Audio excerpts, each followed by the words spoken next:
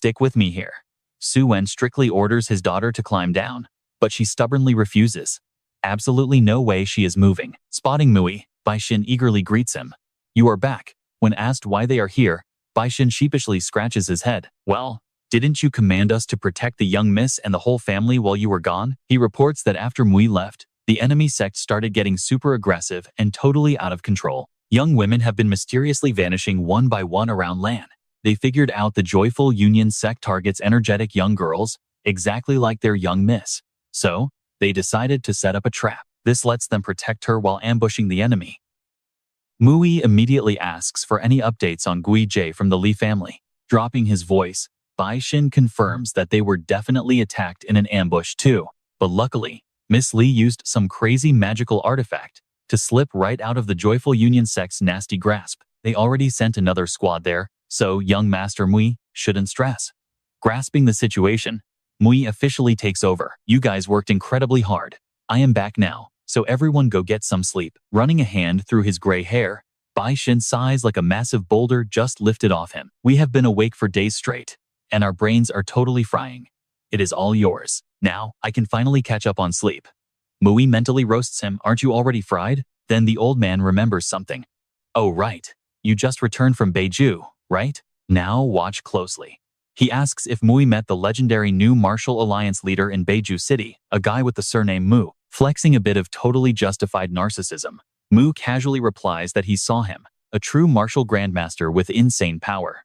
Bai Xin completely misses the hint and chuckles softly. Jia Qi just glares at him, completely and utterly unconvinced. Mu casually asks if something is wrong. She fires back, criticizing his so-called martial grandmaster identity. Everyone claimed a martial grandmaster was some godlike, unparalleled figure who stood above the rest. Yet here you are, working as my personal bodyguard. I guess life takes weird turns. Panicking that she is offending a literal powerhouse, Su Wen snaps and tells her to stop being rude. Taking the shot, she completely vents her anger. Why does he get a solo vacation while I am stuck sprouting roots at home? You even used a martial grandmaster's name to terrify me. I was so spooked I refused to even step out the front door. Hearing her rant, Mui just secretly laughs. So she actually knows how scary they are. You and I both know a sect war sounds crazy. But Su Wen is just worried the chaos is making her miss school. He plans to transfer her straight to the top university in Longshan. Since Mui is also a student, Su Wen suggests he transfer there too to make protecting her easier. What do you think?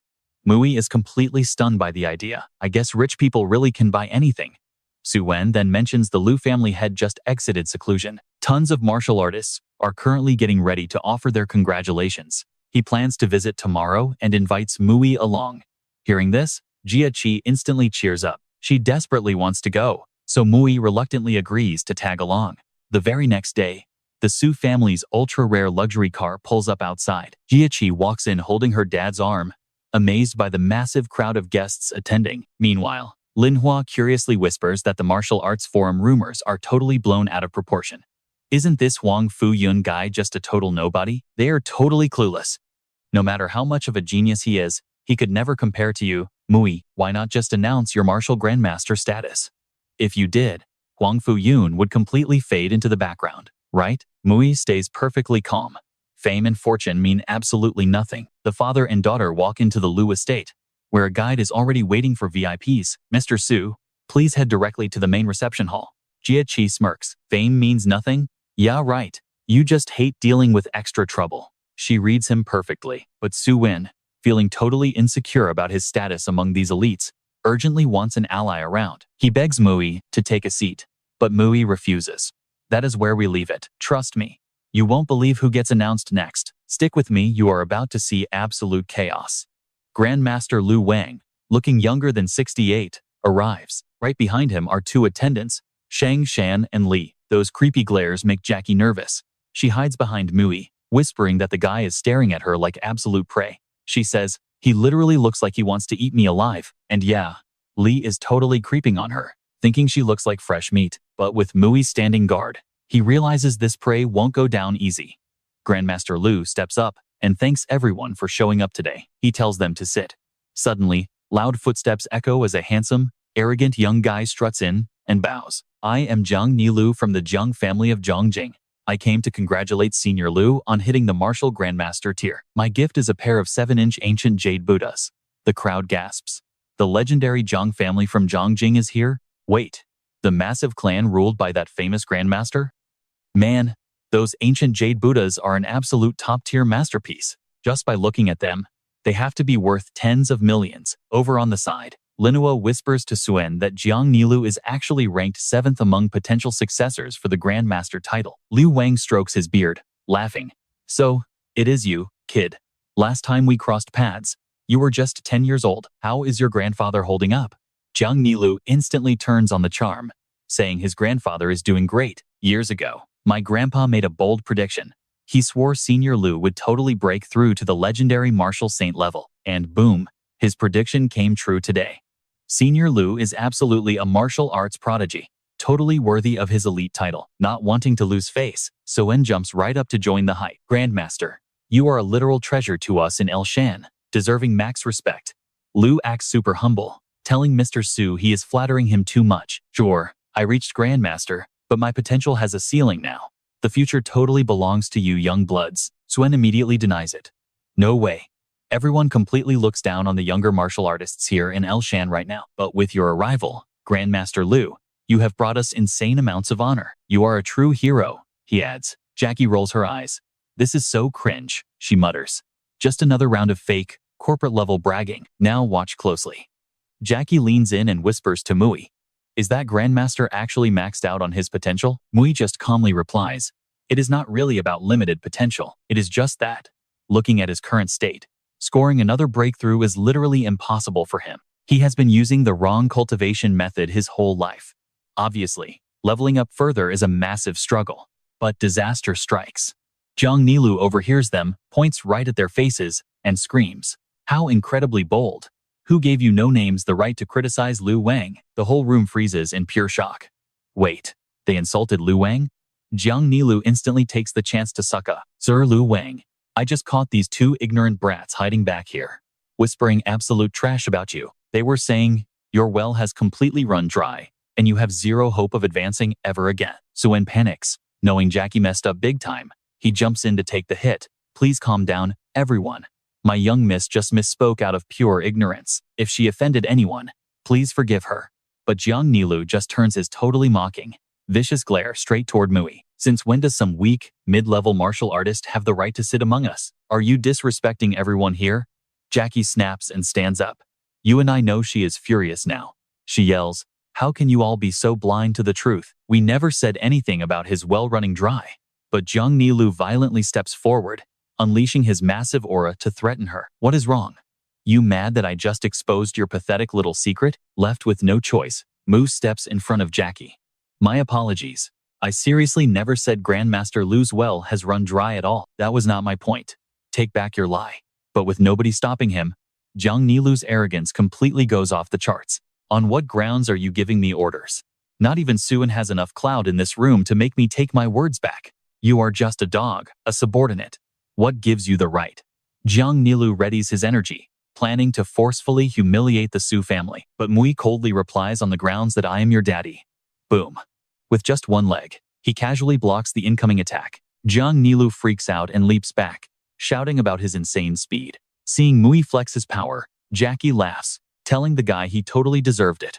Grandmaster Liu, watching everything in total silence, narrows his eyes.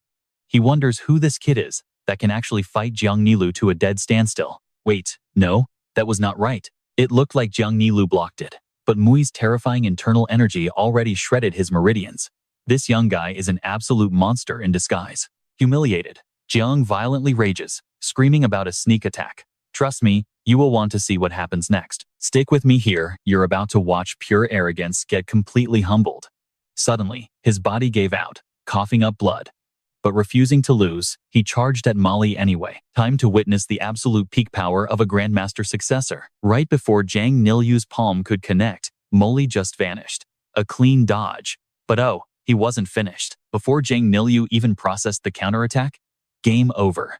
Way too late. Molly unleashed massive internal energy, blasting a devastating palm strike right back. Meridians shattered. More blood erupted as he was sent flying backward. Li Wan locked his eyes onto Molly's movements, absorbing every detail. Honestly, this whole clash left the entire room totally speechless. Jackie smirked, bragging about seeing a real master. Meanwhile, a broken Zhang Nilu dragged himself up, still recklessly barking out absolute death threats. Who the heck are you? Your cultivation tier is decent, but attacking people here? You're literally begging to die. Realizing things were spiraling, Lu Wang finally stood up, commanding everyone to just stop. He asked for the young prodigy's name, blown away by his crazy power level. Not wanting to cause panic, Molly dropped his alias. The name is Mui. Instantly, Jiang Nilu froze in pure shock. Wait, the exact same Mui who slaughtered Feng Shi? Now, pay attention, because this reveal is wild. Molly confirmed the kill, instantly catching Lewis's interest. Feng Shi was basically a legend, the absolute strongest fighter right under the Grandmaster tier. Rumors said he could even assassinate actual Grandmasters, yet Mui took him out. So doesn't that make Mui a monster? They all expected some ancient hermit or a bald veteran. Nobody pictured a kid this young. But of course, Zhang Niu stubbornly refused to believe it. So what if you are Mui? You've got some nerve acting so arrogant right in front of Lu Wuxing. Molly sighed, repeating himself. Do you not speak human? If those ears are completely useless to you, just rip them off. I clearly stated I wasn't insulting anyone. I simply pointed out his cultivation tier has completely hit a dead end. The guy instantly fired back. Are you insane? You really think you can just magically judge Lu Wang's power? But Lu Wang shut him down again. Telling Zhang Nilu to chill, the old master asked respectfully how Mui made that judgment. He asked for a full explanation. And since the old man was sincere, Molly gladly accepted. He explained that despite spending decades at the peak martial tier, the old man lacked the right foundation for his Grandmaster breakthrough. So, he just forced it, using pure, stubborn willpower to forcefully smash into the Grandmaster realm. You and I know exactly what's happening here. A flawless red that left the old master totally paralyzed in shock. Molly kept tearing him down, forcing that breakthrough wrecked his body, completely blocking his energy channels and warping his bones. Add his old age into the mix, his absolute maximum potential is dead. That's why he is permanently stuck here. All the extreme training in the world will literally do absolutely nothing for him. Zhang Nilu started yelling again, calling it pure garbage. To him, Grandmasters are basically untouchable gods of combat. Their bodies deflect bullets. They easily live past 100 years old. Yet Molly was treating all that like absolute trash. He just smirked, assuming Molly was completely dead meat for disrespecting a living legend like that. But instead, Liu Huaseng gave a deep, respectful bow, desperately begging to know how Molly saw through his perfect facade. Molly stayed totally silent, simply stepping forward to grip Liu's hand. The second they made contact, the old man gasped in pure horror, completely terrified by his realm. Having never met anyone stronger, the old man had zero clue just how insanely high this kid's actual combat power really went. In Huasha, Wu Sheng begged the kid to stop playing games.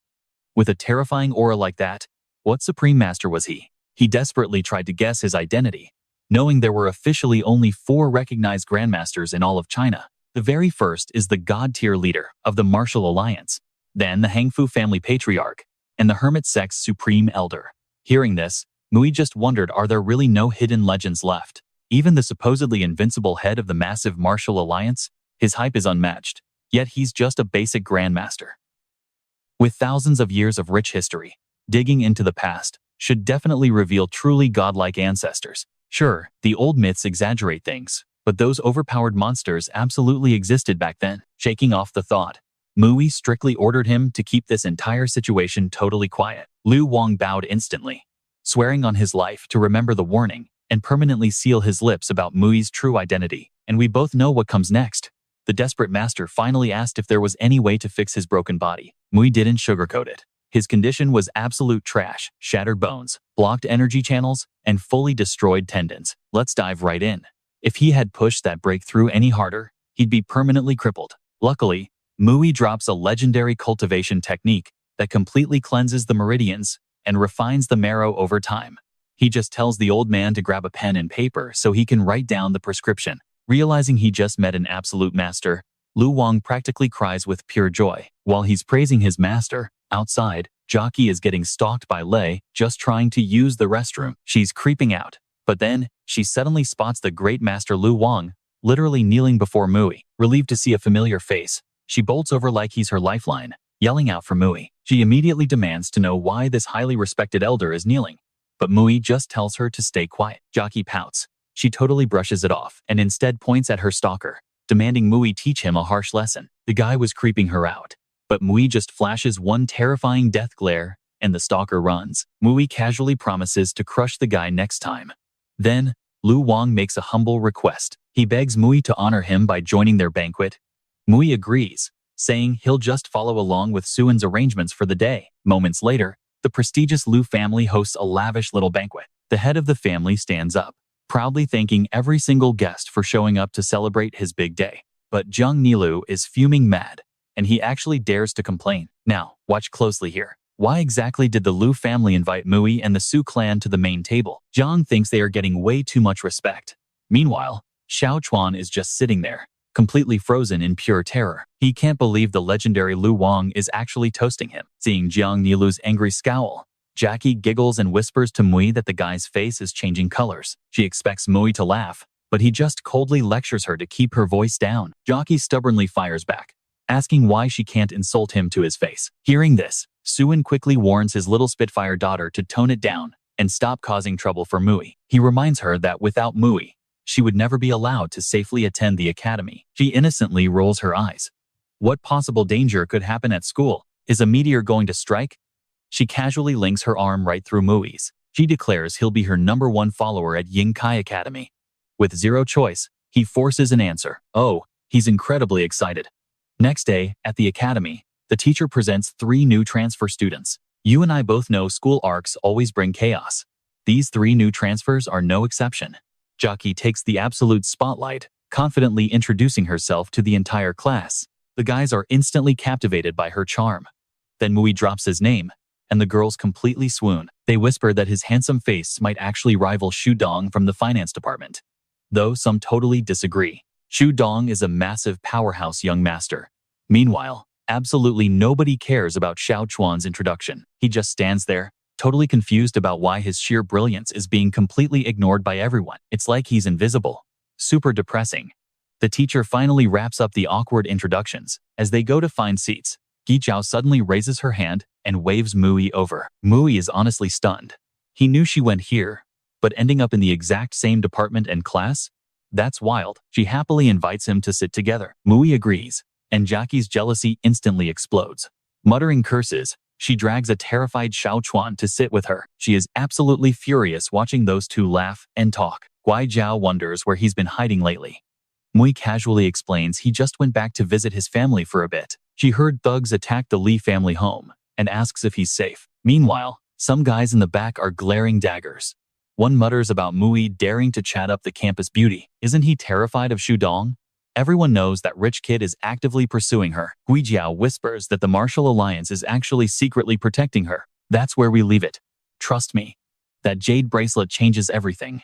Let us jump straight into this. Mui watched her, thinking she is never impulsive, always totally calm. She is just incredibly admirable. Plus, she had been the undisputed school goddess since middle school. Her beauty? Absolutely unmatched. But then, breaking the silence, she finally spoke up. You said you treated me well to repay a debt, she said softly. You really do not need to feel guilty. I never blamed you. Those words hit him hard. Mui froze, flashing back to his previous life. Back then, he was a total outcast, invisible to the world. People feared him, but nobody dared get close. Only Gui Jiao had ever offered him genuine warmth. For a homeless nobody like him, it was the very first time anyone had shown real kindness. But tragically, that kindness got her brutally targeted by his enemies. Back in the present, Gui Jiao cheerfully offered to show them around the stunning campus. But Jiaki, total stubborn young mistress energy. No thanks, she scoffed. I will explore by myself. She just spun around and marched off. Seeing that cold attitude, Gui Jiao figured the boss completely hated him. Mui quickly covered for her. The young mistress of the Su family acts childish sometimes, but she really is a good person. Just ignore her. Gui Jiao brushed it off, pointing ahead. There is the gym. Want to go check it out? But pay attention here, because things get annoying fast. A rich kid named Xu Xiang strutted over, smirking. Gui Jiao, is this guy your friend? His lackey, Xiao Chu, leaned in and whispered like pure venom. Boss, that is the sugar baby, who just transferred to our class. Gui Jiao looked absolutely unimpressed. Classmate Xu Xiang, she replied coldly. The rich kid immediately acted totally sulky. Gui Jiao, Calling me that really hurts my feelings. I actually just went to visit your uncle. He totally loved me. Plus, my dad and your uncle work in the exact same business group. If we could just Gui Zhao cut him off, visibly grossed out by his pushy vibe. Look, I always address people exactly like that. You are completely overthinking it. And please, use my full name. Not even my own dad calls me Gui Xiao. Hearing anyone else say it just seriously creeps me out. But Xu Xiang doubled down, his voice dripping with fake, over-the-top sincerity. Fine, I will just call you classmate Gia Zhao. Happy? Then he creepily added that she looked adorable when she got so flustered. The guy actually reached out to grab her hand, but boom, we snatched it away first. Mui smoothly played it off, saying they had to finish the tour or they would be late for class. A perfect excuse to ditch him. Watching Gui Zhao blush at Mui, the rich kid was practically boiling with jealousy. Still, he forced a polite smile to keep up his gentleman act. Classmate Gui Zhao, are you giving the new kid a campus tour? How nice of you. Let me take over. I can give this new guy a complete breakdown of the entire 100-year history of this school. Before she could even reply, Mui instantly interrupted. Gui Zhao is plenty for me. We will not bother you. Seeing Mui disrespect his boss, the lackey totally snapped. You and I both know what comes next, right? You brat. Do you know who young Master Shu is? Him helping you is giving you massive face. People literally beg for his attention and get nothing. Yet, you dare act this completely ungrateful? Xu Xiang held up a hand. Enough. A friend of Gui Zhao is my friend. I am the official heir of the mighty Shu family of Longshan. I am always generous. He sounded polite, but his heavy tone was enough to make Xiao Chu instantly grovel. Yes, of course, young Master Shu. I was totally wrong. Just a stupid slip of the tongue. Watching Xu Xiang flex his status so smugly, Mui just scoffed internally. Is this really how the younger generation tries to show off nowadays? Suddenly, his phone blasted the weirdest notification. 2 pounds of soybeans and 3 belts. It was an urgent text from the little rabbit, Sujiaki. Stinky Mui, get to the stadium now. Help. Seeing that, Mui immediately asked Gui Zhao to rush him there, watching them basically ignore him and run off. Xu Xiang glared at his lackey. Let us go. We are going to see what they are up to. Over at the stadium, a massive crowd was cheering. Wow, what a brutal fight. Mui pushed through the crowd. Another martial artist was in the ring, and his cultivation realm was way higher than Xiao Chuan. Xiao Chuan was badly beaten. Just as the attacker aimed a finishing blow, Mui flashed into the ring, instantly channeling his raw true qi. It happened in a total blur. Xiao Chuan only saw a blinding flash of golden qi energy. Mui slammed into the attacker, throwing him straight to the dirt. Once the dust settled, Mui turned to Xiao Chuan. What the heck happened here? Mu, the young mistress and I were just chilling when this absolute jerk started stalking us out of nowhere. He jumped out, screaming all these vulgar insults at her. I saw red and instantly started throwing punches. The guy you just wrecked is a mid-tier martial artist. The attacker groaned from the floor, still trying to boast. So what? Is she made of pure gold? Just a joke. Mui looked at Jiaki. Did he harass you? Her pout said yes. Trust me, you and I are about to witness an epic beatdown. Let's dive into this drama, guys. This shameless bully just messed with our cold female lead. Is her bodyguard going to step up or what? That demand totally stunned Mui and the whole crowd. But as Mui steps forward, his eyes locking onto the bully with absolute ice, the guy starts stammering in pure panic. What? What do you want? I'm warning you, lay one finger on me and you'll seriously regret it. He tries to stand tall, puffing his chest out. What are you glaring at? Trying to start something? You want to fight? Bring it on. But you better ask around and figure out who you're messing with. Don't cry when I break you. But right then, young Master Su steps into the spotlight, ordering the bully. Apologize to this young lady right now. Seeing him, the bully instantly loses his nerve and bows his head. Young Master Su, you're here. Su plays the hero. A friend of Gui Zhao is a friend of mine. Apologize immediately. But inwardly, the bully is fuming. What kind of garbage logic is that? Friend of a friend? Please, bro.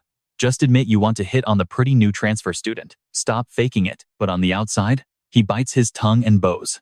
I'm so sorry for offending you. Sujaki just scoffs coldly, while the whole crowd goes absolutely wild. Young Master Su is so cool. Yeah, exactly.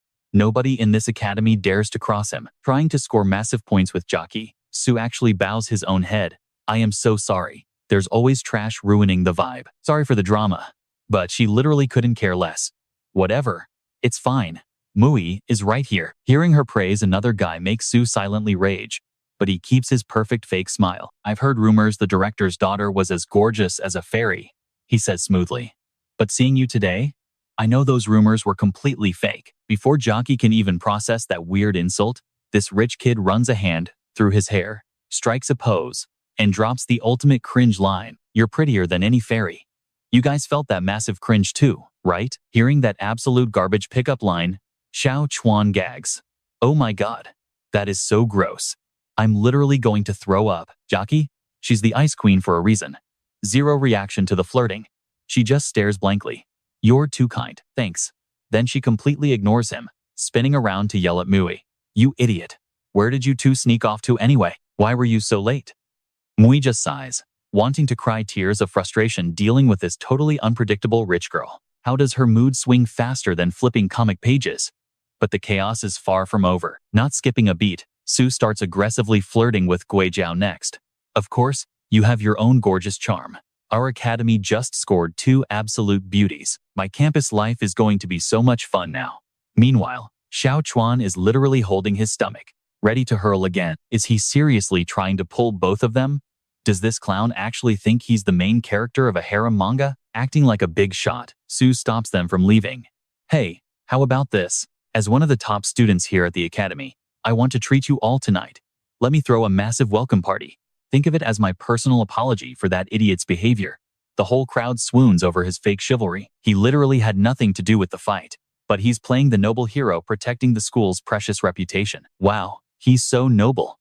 But Jackie sees right through his massive ego and shuts it down fast. Are you playing a saint? Other people's mess isn't your problem. Thanks, but we're totally busy tonight. Rejected. Su forces a laugh to hide the awkwardness. Come on, don't be so cold. The party is just an excuse anyway. I genuinely just want to be friends with you. You're new here. Watch closely. Guys, this is exactly how he manages to bait her. This academy has some wild urban legends, secret library rooms, and even the famous Windbreaker Knight. I know all about him. I can tell you everything. Instantly, Jockey's eyes light up. Wait, the Windbreaker Knight? Su smirks, reeling her in. Yep, the mystery guy in the mask and coat. Shocking everyone, the Ice Queen actually takes the bait. What time? She demands. Su is totally stunned by the sudden 180. She glares at him. I said, what time tonight? And where? In her head, she's desperately hoping this is a clue to finding the badass hero who saved her before. Thrilled, Su locks it in. Perfect. 8 p.m. at Yuan restaurant. Jockey nods sharply. Fine. We'll be there right on time. Turning on the charm again, Su looks over. Guijiao, didn't you want to catch up with your old classmate here? You should definitely join us tonight. She blinks, smiles sweetly, and instantly agrees to go. Mission accomplished. Su smirks, yells, it's a date, and struts off. Immediately, Guijiao leans in to warn Jockey. Jockey, be careful. These rich academy boys never have good intentions. Do not fall for his smooth-talking trap. But Jockey just leans her head casually against Mui's shoulder. I know, I'm not dumb, but I've got Mui right here. Nobody is going to try a damn thing. Mui smirks, breaking the awkwardness. Wow, you think that highly of me? That's our stopping point. Let's see what happens tonight. Stick with me here. You can literally see the heartbreak in Gui Xiao's eyes as she stares at Mui's pendant. 7:30 p.m. at Zeniguan restaurant. Shang smirks, whispering to Xiaochu, is my master plan fully ready to go? Handled completely. But right on cue, the door swings wide open, and in walks Yachi alongside Mui. Shang smoothly pulls out a fancy chair, instantly inviting Miss Su to take a seat. But Jiaki politely shuts him down. She just prefers sitting further away. She drags her chair right next to Mui instead. Game over. Shang is left standing there, absolutely humiliated. Right then, Gui Jiao bursts in, apologizing for the delay. Shang instantly pivots, trying to slide this new beauty into the empty chair he prepped. Come sit right by me, Gui Jiao. I always know exactly how to take great care of my gorgeous female classmates. Total rejection part 2. She smiles politely but insists she'd rather sit near the very end. She moves her seat right next to Mui too. Finally, Xiao Chuan walks in, sees the empty chair, and plops down happily without a single thought. Thanks for saving my spot, brother Shu. You are the absolute best. The silence in the room becomes brutally awkward until Jachi finally decides to speak up. Hey, classmate Shu Shang, weren't you promising to tell us all some insanely mysterious ghost stories tonight? Hurry up and spill it. He just waves it off. No need to rush. Miss Su, the signature food here at Zeniguan is top tier. Let's dig in, and I'll drop the scary details while we eat. Rumor has it, right on the eastern side of campus, there's this totally abandoned, creepy old library. Jiaki is literally fighting off sleep. So boring. Didn't you promise we'd hear the urban legend about the famous Windbreaker Knight? Talk about him instead. Shang secretly curses in absolute frustration. He prepped this whole epic spooky tale, and she's only hyped for some random Windbreaker Knight. Seriously? What is her deal? Fine, whatever you want. He switches gears and starts his wild tale. Now pay attention, because this story gets wild. Back at Yingkai Uni, this immature kid totally hallucinated he was some windbreaker wearing superhero saving the entire planet. Rocking a creepy clown mask, he climbed straight to the lecture hall roof, swearing to everyone he could literally fly. The whole crowd roasted him, mocking him as the Windbreaker Knight. Jackie leans in. Okay, what happened next? Well, he says, one day he tried to prove his flight skills. Smashed right into the ground because the drop was absolutely massive. The girls are practically snoring from boredom. But Xiao Dong? He's intensely checking the door, clearly waiting for his secret trap to finally spring. His paid muscle should definitely be arriving right about now. Right on cue? Outside the restaurant, the shady thugs Xiao Dong paid off are strutting straight toward the front entrance. The target is up on the second floor in the Ju Shi Yun VIP room. Word is, there are two massive beauties up there with him. We just fake a fight so Master Shu can play the absolute hero. Got it. The three neon-haired punks finally line up outside the VIP room door. One grins like a creep. I can smell the gorgeous women. Ready or not, ladies, here comes your man. Boom. He violently kicks the door completely off its hinges.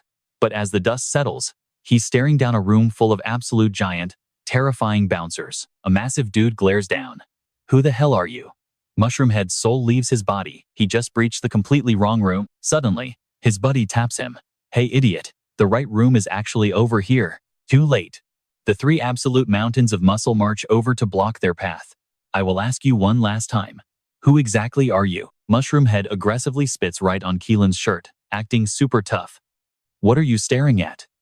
I major in kicking down doors. You and I both know this ends badly, right? Eat your food quietly, or your own mother won't even recognize you. Getting threatened by this absolute nobody? Keelan snaps. With one effortless punch, he sends the punk launching completely across the hallway. He steps forward, fully ready to teach this trash some lethal manners for running his stupid mouth. Meanwhile, inside the real Jushiyun room, a deeply bored Jakshi stands up. So sorry, but we are heading out now. Panicking because his hired thugs haven't showed up, Shang desperately tries forcing them to stay. Wait, my story isn't even finished. Sweating bullets, he furiously wonders where the hell his paid actors are. Right then, a pathetic scream echoes. Master Shu, save me. Mushroomhead comes flying like a rag doll straight into Shang's private room. Keelan casually strolls in with a deadly smirk. I wondered who had the nerve to boot my door down. So it was your setup, huh? You and I just witnessed peak karma. Shang freezes completely, looking like he just saw a literal ghost. Liu Keelan, aren't you supposed to be deployed with the special forces? Keelan just scoffs with pure arrogance. I return whenever I feel like it. Got a problem with that? Shang is terrified because Keelan is untouchable. The guy used to be the city's most violent, notorious street brawler, before the Liu family shipped him off to the military. Suddenly, Mushroomhead ruins everything by speaking again. Master Shu, they want to kill me. I just followed your exact orders. Terrified of being exposed, Shang instantly snaps. Shut your mouth, you useless trash. Keelan effortlessly hauls the punk up like a kitten. Now tell me, what orders did Shu Xiang give you? The thug immediately confessed. Master Shu paid us to play the bad guys, kick down the door, and harass the girls. Stick with me here. Because this hero saves the damsel setup is about to backfire hilariously, but we accidentally kicked down the wrong door and ran into you. Sir, please, spare us. Hearing this pathetic confession, the two women were absolutely stunned. Jackie walked right over, throwing a sarcastic jab. Did you hear that, Mui? A classic hero saves the damsel. He clearly has no clue who he is messing with. Trying cheap tricks like this? Liu Keelan immediately starts mocking Shu Xiaodong right in front of everyone. So, you actually hired actors to stage a fake rescue scenario? Huh? Shu Xiaodong, are you still using these outdated tricks to pick up girls? Didn't you pull this exact stunt on elite family daughters before dumping them years ago? Terrified of losing face, he scrambled to explain himself. Miss Guijiao, please, everyone, you have to believe me. I would never stoop to such despicable schemes. Lu Qilin taunted him again. Going through all this trouble for these two? With your status, shouldn't you just take what you want directly? It is not exactly like you haven't crossed that line before, young master. Now watch closely. This is where things get wild. A vile idea popped into Lu Qilin's head. Tell me, he smirked, if I touch the girl you like right in front of you, would you really dare fight me? He locked his creepy gaze onto Sujaki, making her instantly back away in terror. You, what do you want? He just admired her exquisite beauty. Such a delicate face. Come here and let this young master have a little touch. Don't be scared, beautiful. Obviously terrified, she immediately shouted out a desperate warning. Don't come any closer. Mui finally stepped up, gripping Lu Qilin's wrist and catching him totally off guard. You've got nerve. You dare stop me? Mui just mocked his perverted tone, repeating his exact words right back at him. It is just a little touch. Don't be scared. Furious, Lu Qilin threatened him. Let go of me right now. Otherwise, I promise your hand won't be attached to your arm. But Mui's iron grip didn't budge. He stated his one condition. Stop acting like a total creep, and I will drop it. Completely provoked, Lu Qilin's blood boiled. I leave Long Sun for a few years, and some cocky nobody like you actually dares to step up? Mui casually released his hand, standing there perfectly calm and completely still. Recognizing a martial arts stance, Lu Qilin scoffed. Looks like you have had some actual training, huh? Perfect timing for a little workout. But the second he lifted his leg, Mui shut him down. What an absolute waste. All those big muscles are for nothing. Mu channeled immense internal energy into his right leg. Taking the brutal hit, Lu Qilin let out an agonizing scream of pain. The two lackeys behind him instantly panicked, absolutely terrified for their arrogant young master. Collapsing to the floor, Lu Qilin gritted his teeth. His defense is pure iron. I hit him with full power, but it feels like I shattered my own bones. You and I can feel the tension shifting. Mui suddenly looked down and asked, what is Lu washing to you? Lu Qilin's face instantly went pale. Where did this absolute nobody come from? Daring to drop his senior's name so casually. Even with a busted leg, I haven't used all my moves yet. Don't get too cocky. Second form, military fist. He charged forward, throwing his hands at blinding speed to unleash a massive flurry of punches. But this pathetic attack was completely useless against Mui, who casually just stepped out of range. Channeling pure chi into his palm, he instantly closed the gap, slamming Lu Qilin's head down with a single hand. With barely any effort, Mui completely crushed him. He even offered the defeated guy some free advice. There is zero need for a young man to be so incredibly hot-headed. If I really wanted to hurt you, you wouldn't even be breathing right now. When a kid throws a tantrum, you call the adults. With that epic shutdown, he snatched the phone straight from Lu Qilin's pocket and dialed his grandfather. After calmly listening for a second, he tossed the phone right back to Lu Qilin. Your grandfather wants a quick word with you. The moment he held the phone to his ear, his grandfather's furious yelling exploded. You stupid brat. You have got some serious nerve pulling this. You caused our family enough nightmares back in the day. Your father and I shipped you off to the army to finally fix your attitude. I cannot believe you came back home without showing a single ounce of improvement. You could have picked a fight with literally anyone else, but you just had to provoke the young master. Hearing his own grandfather defend a total stranger, Lu Qilin froze in absolute terror. He opened his mouth to beg, but his grandfather brutally cut him off. Listen to me very carefully. You are going to respectfully apologize to that man right now. Young Master Mui is generous, so he might spare your pathetic life. But if there is a next time, he won't even need to lift a finger. I will end you myself. Terrified, Lu Qilin desperately wondered who on earth this terrifying guy actually was. My grandfather is a martial grandmaster, and even he bows to him. Is he stronger than a grandmaster? That's where we leave it wild, right? All right, let's dive in. We are about to see a real boss move here. Mui just smirked at him. Still want to fight? Liu finally folded, with his own grandfather stepping in. Game over. Plus, he knew he was completely outmatched anyway. Surprisingly, Mui actually stepped up to heal his injuries. In return for the save, Liu dropped a heavy warning. Watch your back. Xu Shang is pure trash. He only attacked because he thought they were allies. Wait, what? He practically jumped. Who on earth said we were friends with that snake? Liu was totally thrown off and just blurted it out. Wait, seriously? You guys aren't teaming up? Then why did you jump in when I went after his girlfriend? Jiaxi instantly fired back. We are definitely not his girlfriends. Ugh, Zhao backed her up. Total misunderstanding. Suddenly, all the pieces clicked in Lu's head. He broke it down. Back in the room, That coward kept looking over at you girls. I didn't know if it was on purpose, so I just ignored it. But looking back, that absolute scumbag played me like a fool. He used me as a human shield and set me up to take the fall. Mui just glanced at the girls. Come on, let's head out. We are done here. Jiaxi made sure to yell so that coward could hear every word. Let's go, Zhao. We need to stay far away from pathetic losers like him. Shushang turned completely white. He started begging like crazy. Please don't go. Don't leave me alone. Mui, please. Yeah, no chance. Lu cracked his knuckles. His turn had arrived. Watch closely now.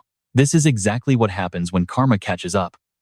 Lu absolutely despised, spoiled, two-faced brats who hid behind family money. Now, he's about to show this hypocrite exactly how he deals with absolute trash. The coward panicked. Wait, I swear it is a huge misunderstanding. I will explain everything later. He spun around and tried to bolt. Too late. Lu's heavy hitters had the door totally blocked. Nowhere to run. Lu just stood there, rolling his shoulders to stretch out, thinking hard. This Mui guy is the real deal. He fixed me up in 1 second flat. I definitely need to get on his good side from now on. But first, payback time for this little snake. Anyway, cut to the Chinese department guys. You already know exactly what their vibe is. Calling them refined scholars is being polite. Honestly, they are total weaklings. Every single basketball game turns into an absolute massacre. Just brutal to witness. Right then, a new guy walked up to break the ice. You are Mui, yeah? I am Fong Kun, captain of the Chinese department basketball squad. We have a match against the finance guys later today. We desperately need a sub. Can you step in? Mui was totally caught off guard. Me? A sub? Dude, I have zero idea how to play basketball. Fong just waved it off. Who cares if you can play? We literally just need bodies on the court.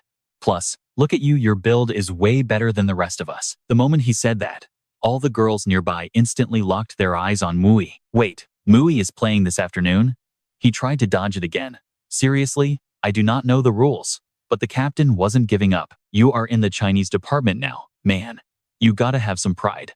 All right, it is completely settled then. 5 p.m. sharp at the court today. Do not be late. Even the girls started hyping him up. You got this, Mui. We are absolutely showing up to cheer for you. He was still fighting it, though. Guys, I literally cannot play, and I never said yes. That is when Jackie jumped in to seal the deal. Just do it. Zhao and I will be front row cheering. Right, Zhao. She gave a sweet little smile. Yeah, looking at that, Mui was completely trapped. I know what you are thinking, this guy wasn't done yet, right? Shu Shang heard everything from outside. Gritting his teeth, he swore, I don't care who you are, I will make you pay for this. Fast forward to that afternoon.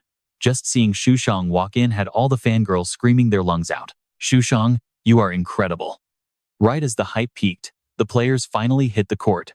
He strutted onto the floor, completely soaking up the massive roar of the crowd. Jackie was totally annoyed. Why is our own department cheering for the enemy? So embarrassing. Then she frantically rolled out this massive, handmade banner cheering on Mui and their team.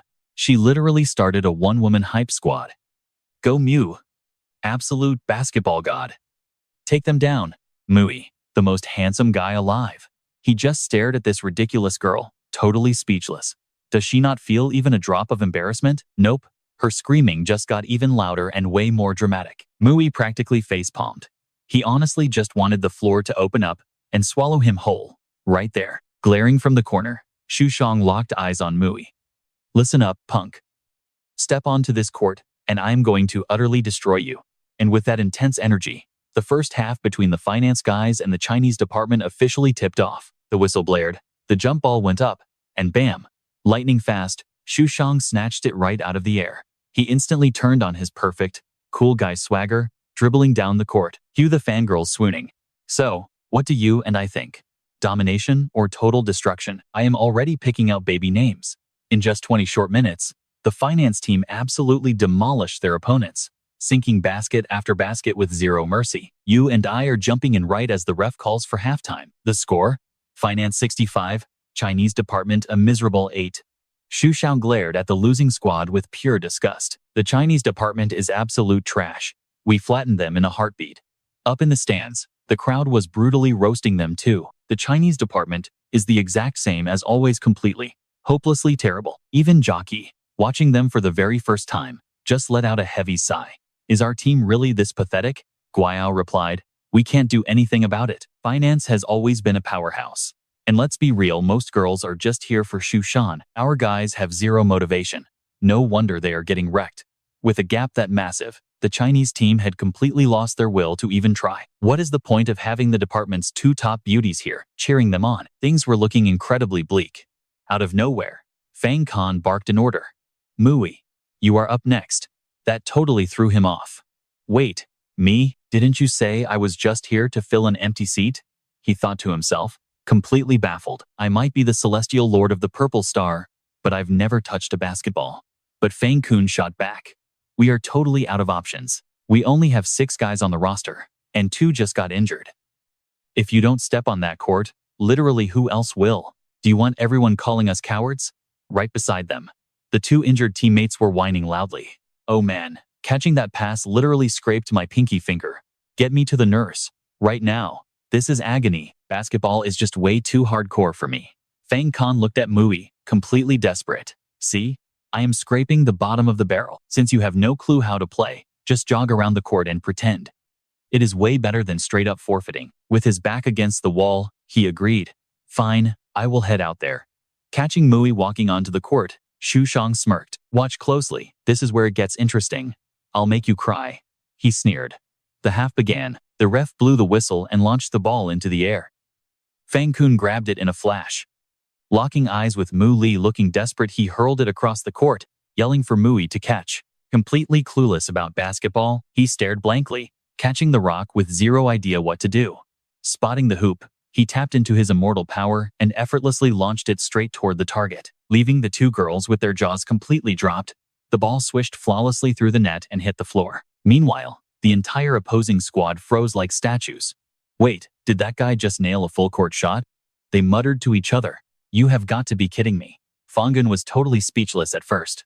Mui, what on earth are you doing? Yep, our guy had just launched an epic shot directly into his own hoop, literally handing the enemy 3 free points, while the entire crowd roasted him. You and I are probably laughing too. That clueless shot. Is this kid here just to be a clown? Mui stood there, completely lost. Didn't it go in? Why did those guys get the points? Hearing that, Fangun basically lost his soul. Bro, please do not tell me you seriously don't know which hoop is ours. Mui soaked up this new information. Ah, so that is how it works. Catching his blank face, Su Shang burst into hysterical laughter. This total rookie steps onto the court and instantly hands us a free 3-pointer. Does a complete idiot like him actually think he can step up to me? Right after that, the finance team geared up to inbound the ball. Xu Shang was on offense, ready to flex his scoring skills. But seeing Mui standing right there on defense seriously annoyed him. He grinned coldly. Watch closely. Let this young master show you what real, professional skill actually looks like. Xu Shang unleashed a crazy combo of crossovers and flashy spins, trying to break Mui's ankles. The crowd went crazy. Whoa, that spin move is straight up pro-level stuff. Thinking he had won, he geared up for a massive dunk. But then, bam. Mui casually swiped the ball right out of his hands, leaving him frozen in pure shock. All he could do was watch helplessly as Mui casually sank the ball. Gritting his teeth, he thought, no idea how he pulled that off. But it was absolutely just dumb luck. I need to completely destroy him right now. Snapping back to action, Xu Shang faked a hard drive to the paint, secretly setting up for a flashy mid-court shot. But right as he released the ball, Mui leaped into the sky and absolutely rejected the shot. Snatching the ball back mid-air, he scored on the opponent's hoop in the blink of an eye. Even the cocky finance players couldn't hide their awe at Mui's terrifying speed. Man, this guy is an absolute beast. Getting robbed blind over and over again, Xu Shang lost his temper entirely, screaming at his own terrified teammates. Are you all just useless meat shields? Block him. Instantly, a triple team swarmed Mui. But even 3 guys couldn't stop him from sinking another brutal shot. Trust me, we just watched Mu Lei single-handedly flip everyone's entire perception. Alright, stick with me, you are about to see the craziest flex. The Chinese language department is legit. He just scored through a triple team. 3 seconds on the clock, tied at 68. Running out of plays, Su Shang shoots a desperate look over to Fang Kun. Getting the signal, both of them charge forward to take Mu down. Right then, our guy finally pieces their dirty little scheme together. So this is why Fang Kun begged me to join the squad. After that sudden accident, they were totally desperate. They literally had no choice but to throw a sub like me in. Totally ready, he fakes a drive, steps back, and watches the two idiots crash into each other. Mui just completely exposed Fang Kun's trap. Turns out, you were Su Shang's lapdog this whole time. Wide open, he casually sinks the shot. Game over. 70 points on the board, securing the win for the Chinese language department. The ref calls the match, and the crowd goes absolutely wild for the Chinese language department. Seriously, Mu is an absolute beast out there. This department is wild. Even Fang Kun has to swallow his pride. You are incredible, man, but Mui just shrugs. I really do not know how to play basketball. His teammates freeze in pure shock. Are you actually joking right now? Mad respect, Mui. Right on cue, Sujaki and Guijiao rush down to the court. Sujaki throws her arms straight around him. You were so ridiculously cool out there. You totally know that, right? Instead of playing shy, Mui flat out agrees. Yeah, I know. Her hype instantly vanishes. She lets go, muttering about how he has zero modesty. Guijiao joins the hype train. Mui, I had no clue you were hiding skills like that. Swarmed by everyone, Mui just finds the whole thing loud and annoying. But watching from the sidelines, Su Shang is boiling with pure rage. That was supposed to be my spotlight. The court hero, surrounded by all the pretty girls. Why did this random guy have to ruin everything? You and I saw that coming. Su Shang just declared war. Suddenly, Mui's phone buzzes. A text from his little sister. Are you free tomorrow? Let's meet at UA Shopping Center. We need to talk. He quickly agrees. The very next day at UA Plaza, his sister Mujin excitedly waves him over. He messes up his little sister's hair. Mujin, it's super rare for you to drag me out to the mall like this. Did you actually miss your big brother after just a few days?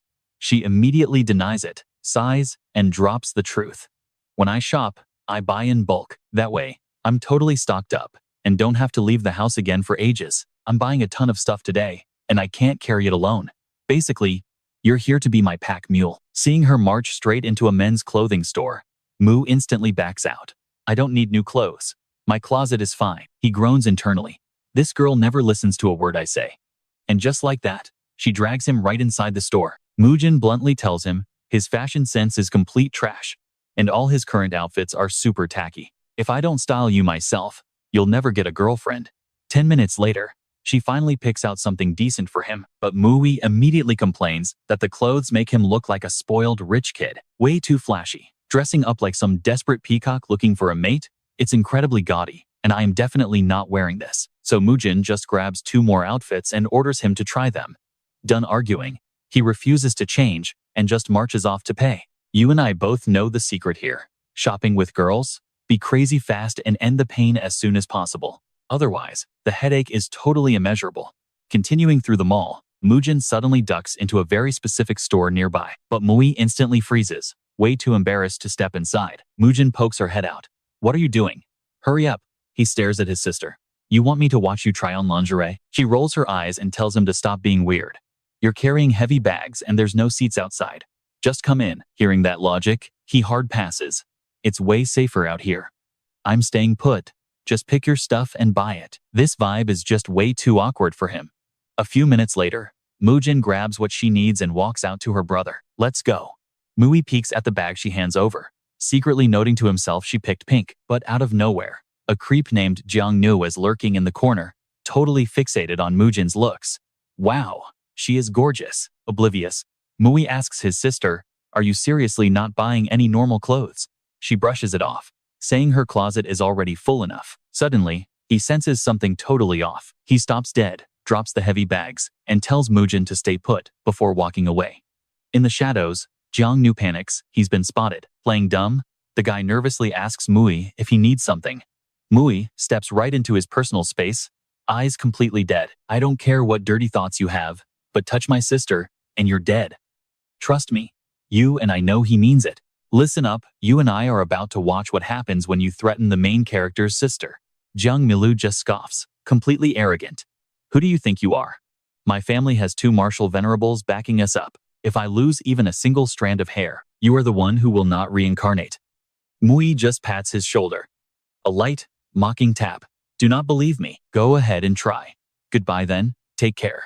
Whatever Mui just did to him, Jiang Milu's face instantly drains of color. Seeing her brother walk back, Musin asks what that was all about.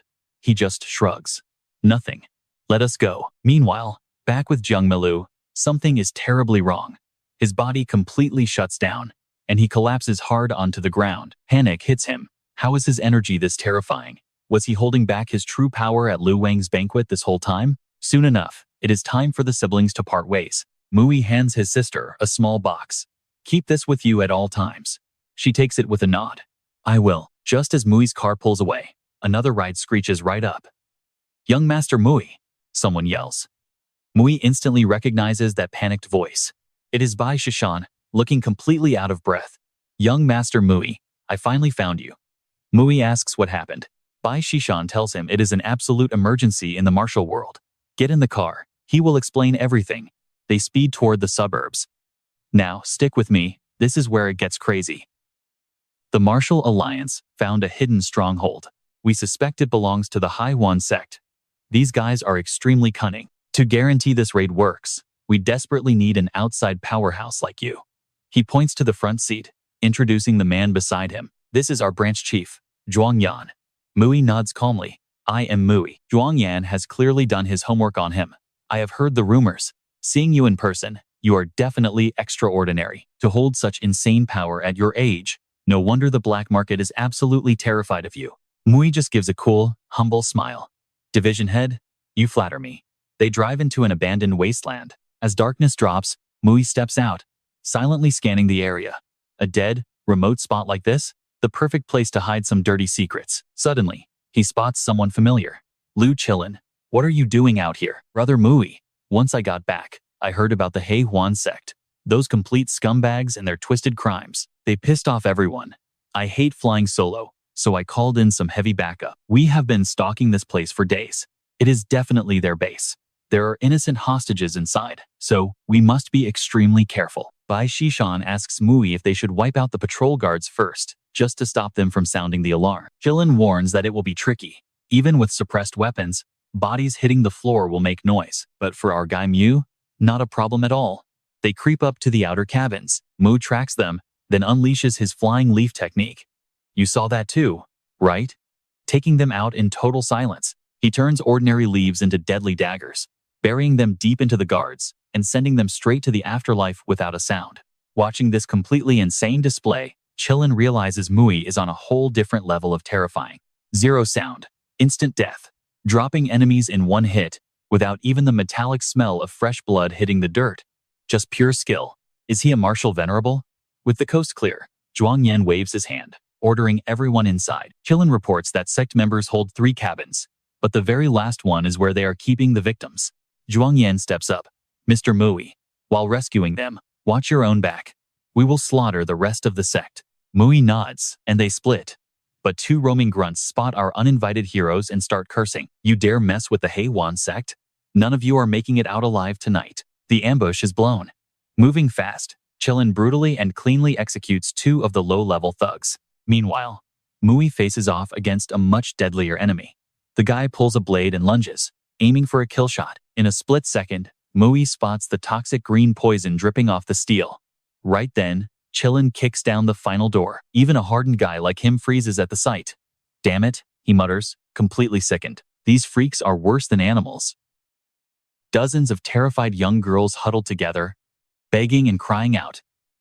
Please, do not hurt us. Seeing the knife wielder try to attack Qilin, Mui instantly grabs his arm, snaps the bone, and ships him to the afterlife. Just a few minutes later, the entire underground base is wiped completely clean. Bai Shishan reports the girls are safe and heading to the city. So what do you and I take from this?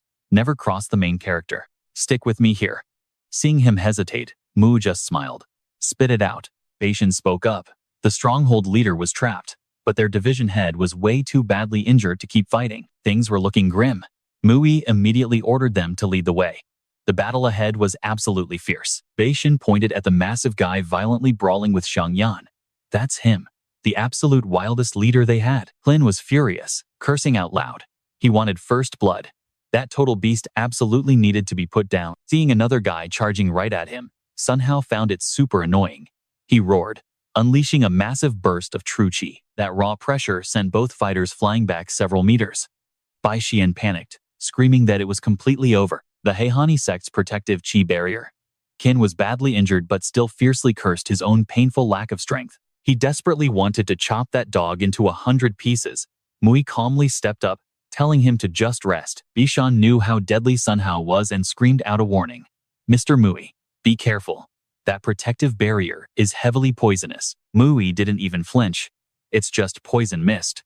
One simple palm strike is all I really need to handle it. He launched right at the rampaging monster, calling him out for mercilessly slaughtering innocent people just for pure, greedy profit. Now watch this. The guy had zero clue Mui was even there before taking the full, devastating force of that strike. He panicked, realizing a top expert from the imperial capital had arrived so fast. Mui simply knelt down to interrogate him, asking for his headquarters. Sun Hao just spat back defiantly. In your dreams. He didn't care if the imperial capital sent backup. Their great elder and the other disciples had already completely broken through to the next cultivation realm. That meant 2 high-level martial venerable realm experts. What could your tiny little local martial alliance branch possibly do against that? Realizing he wasn't going to spill any more secrets, Mui decided to permanently wrap up this little chat. Since there was no other way, he casually promised to personally escort this trash right out of the beautiful world. Sun Hao stammered, asking if he dared. Oh, Mui dared. Boom! He ruthlessly blasted a massive hole straight through his chest, instantly ending him. Yan looked stressed, admitting the whole situation was way more serious than they thought. The Haiwan sect's great elder had actually managed to escape. Rumor was he had already hit the half-step martial venerable realm. Mui told them to just call him next time things got bad. They were incredibly grateful, knowing that was for the best. Thanking Mr. Mui profusely for the hard carry, they decided to call it a day and offered him a ride to the city. Mui happily agreed, and they hit the road heading back. Cut to the central hospital. Xu Xiaodong furiously slammed the table, spitting Mui's name with a dark face. Fang Kan was busy updating the enraged young master of the Xu family. Every single school forum post was completely hyping Mui up. The guy even had his own massive fan club now. Mui totally used the young master as a stepping stone for fame. Furious, Xu ordered him to find a way to utterly and completely ruin Mui's entire life. Fang warned him that Mui might look super easygoing, but he was actually a complete nightmare to deal with. Right now, Mu was riding high on campus fame, holding absolutely everyone's attention at school. But if completely nasty rumors were to spread while he was peaking, the damage would definitely double. Xu praised him, loving this dark and bold idea. Fang then leaned in and proposed his toxic master plan, whispering it right into the young master's ear. After hearing it, you and I both know where this is going. Laughing sinisterly at his broken leg, he sneered, absolutely furious about being used as a stepping stone for fame. This time, he'd make absolutely sure Mui could never recover. The next day at Yingkai University, Su Jackie walked past some girls whispering shock and gossip. They couldn't believe it was him, proving you really can't judge a book by its cover. They couldn't believe it. He looked like a total hero, but his true character was absolute garbage. Hearing this gossip, she immediately stopped a student to get the full tea. Were they actually talking about Mui? They showed her a video where Mui looked like a total creep, forcefully grabbing a terrified girl and making her do whatever he wanted. In the video, he ruthlessly tossed her onto the bed while she desperately begged him to just stay away. He viciously tore at her clothes while she cried for mercy, begging to be let go. Meanwhile, the fake Mui just used his oppressive aura to ruthlessly taunt her. He told her to go ahead and scream, since crying her throat raw wouldn't do any good at all. The footage was absolutely crystal clear, but Su Jackie flat out refused to believe it was real. Think about it, Mui wasn't even moved by someone as stunning as her, so why would he ever give that random girl a second glance? She grabbed her phone to warn him about the frame job, but it was too late. He was already back on campus, walking straight into the pure hatred and scornful gazes of everyone. And that's where we leave it. An entire campus screaming for his total expulsion. You do not deserve to be here. Get out. You absolute, heartless piece of trash. People like you should be dragged out and handled. Let's jump right in. Watch how Xu Shang smugly watches Mui get absolutely humiliated. 10,000 voices cursing his name. Oh Mui, you brought this on yourself. Fangun whispers to Xu, what is our next move? He commands, let us go. Time to make our grand entrance. I need him to realize I am the noble young master of the Su family. How could complete trash like him ever dare to offend me in this massive crowd? Thankfully, Gui Jiao stands firm by Mui's side. But things are spiraling fast. People actually start hurling filthy garbage, screaming, everyone back up so we can beat this bastard. Seeing it turn ugly, Gui steps up to protect him. But Mui just pulls her close, channels a spark of his true chi, and literally freezes all the trash midair. Gui Jiao is stunned, but Mu just sneers coldly. With a single thought, He launches the massive pile of garbage right back at them. And just like that, the entire ignorant mob gets a brutal taste of their own medicine. Suddenly, Shu Shang's arrogant voice cuts through. You bastard. You actually dare show your face here? Back on the field. I thought you had talent. I even admired you. But I never expected you to be absolute scum in human skin. Being compared to a lowlife like you is my greatest shame. He actually puts on this fake righteous act to hype up the furious crowd. You utter lowlife. You do not deserve to be at Anti-University. Get out now. Watch closely here. Mui instantly figures out. This is all Shu Shang's setup, and he is absolutely fearless. So he completely owns it. That is right. I did it. What exactly are you going to do about it, Shu Shang? A few simple tricks, and I will ruin you beyond recovery. You can spend the rest of your life regretting this. But then, his expression shifts. He realizes Mushin's protective jade pendant has just been forcefully triggered. Is Mushin in danger? Shu Shang just keeps mocking him. Are you mad? Cannot handle the truth? Hit me. He laughs smugly. Fine. I will grant your death wish. Bam! Mui delivers an earth-shattering slap before vanishing. In a split second, Shu Shang is critically injured, crashing down and convulsing wildly on the floor. Mui refuses to waste even one more single precious second. You and I know he is fast, but watch him break his own limits. He swore to never repeat his past life's tragedies. Little sister, hold on. I will absolutely not let a single person ever hurt you again. He accelerates like a bullet. Meanwhile, in a dark alley, Mushin is trapped by thugs. She trembles. What do you people want? Thanks to that insane protective treasure, these low-level thugs literally cannot even scratch her. One guy screams, what the hell is this barrier? Strip it off her now. He raises his blade for a lethal strike. Mushin closes her eyes, thinking this is the absolute end. But right then, Mui locks onto her exact energy signature. Boom!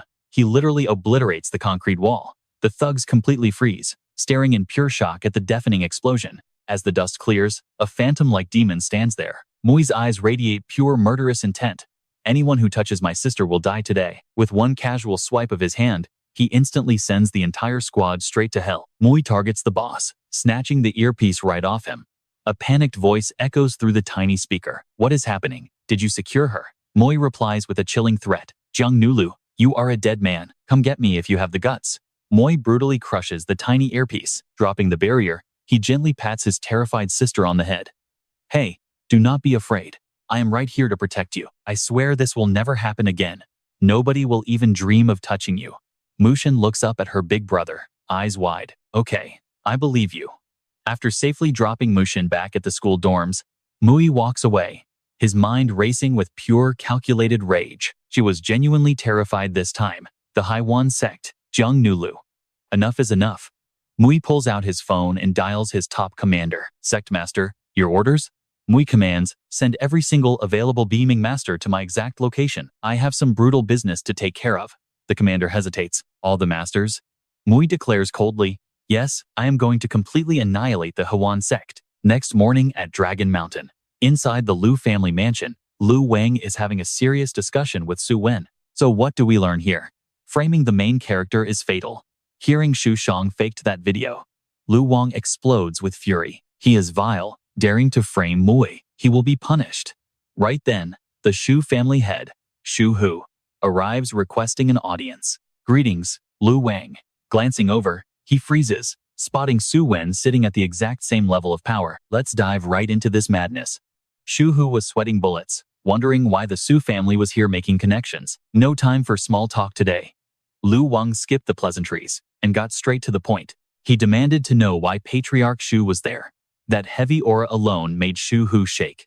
Was this a martial venerable's true power? That killing intent was locked right on him. Did the Shu family somehow cross the Lu family without even knowing it? Showing absolute respect, he nervously asked Lu Wang exactly which idiot from his Shu family dared to offend them. Give him a name, and Shu Hu promised zero mercy. But then, Su Wen suddenly decided to speak up. The Su family was going all out. They were fully ready to attack his businesses and bankrupt the Shu family, no matter the cost. Even if they took massive damage themselves, they were going to bleed his family entirely dry. Shu Hu was panicking internally. He knew the Su family actually had the cash to destroy his finances, but they were just merchants. Taking on a massive martial arts family like his, that was basically signing their own death warrant. Then Louis dropped another bomb. Just ruining them economically simply was not going to be enough. Wiping out a major martial arts family could start a massive chain reaction. Completely shocked, Shu Hu desperately needed to know the truth. He begged them for answers. What did they do wrong? If his family was going down, he at least wanted to know exactly why. Now, watch closely. Suan revealed that a totally fake video dropped on the university website yesterday. Some scumbag completely framed a male literature student, making him look like an absolute creep online. That student's reputation was absolutely ruined. Shu Hu demanded to know who this kid even was. Suan coldly dropped one name, Mui. Shu Hu went completely pale. Was it the legendary Mui everyone was talking about? The exact same Mui from the rumors that Lu Wang personally respected so much. And the twist? The guy behind this frame-up was following orders from Shu Hu's own son. Meanwhile, over at the city hospital, Su Shang was wrapped up like a literal mummy, groaning and cursing out Mui. Fong Kan tried to calm him down. He told young Master Shu to chill out, claiming Mui was basically just running away from the problem. This time, his reputation was totally destroyed forever. Plus, they could easily sue him for that brutal intentional assault. Suddenly, boom, someone kicked the door wide open. Startled, Shang yelled out, but seeing his dad, his attitude flipped instantly. He asked his dad how he even knew he was in the hospital, since he hadn't told anyone in the family yet. He bragged it was nothing serious, and he'd be out soon, fully expecting some fatherly sympathy. You and I both saw this coming, right?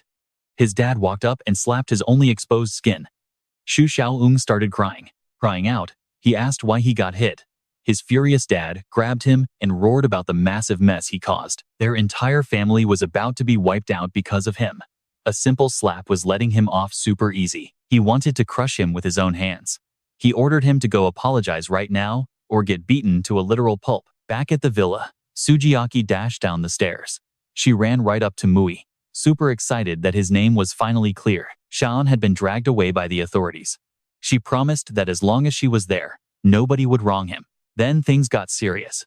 She asked if his team was really raiding the Yuan sect stronghold tomorrow morning. Just thinking about those villains made Mui clench his jaw.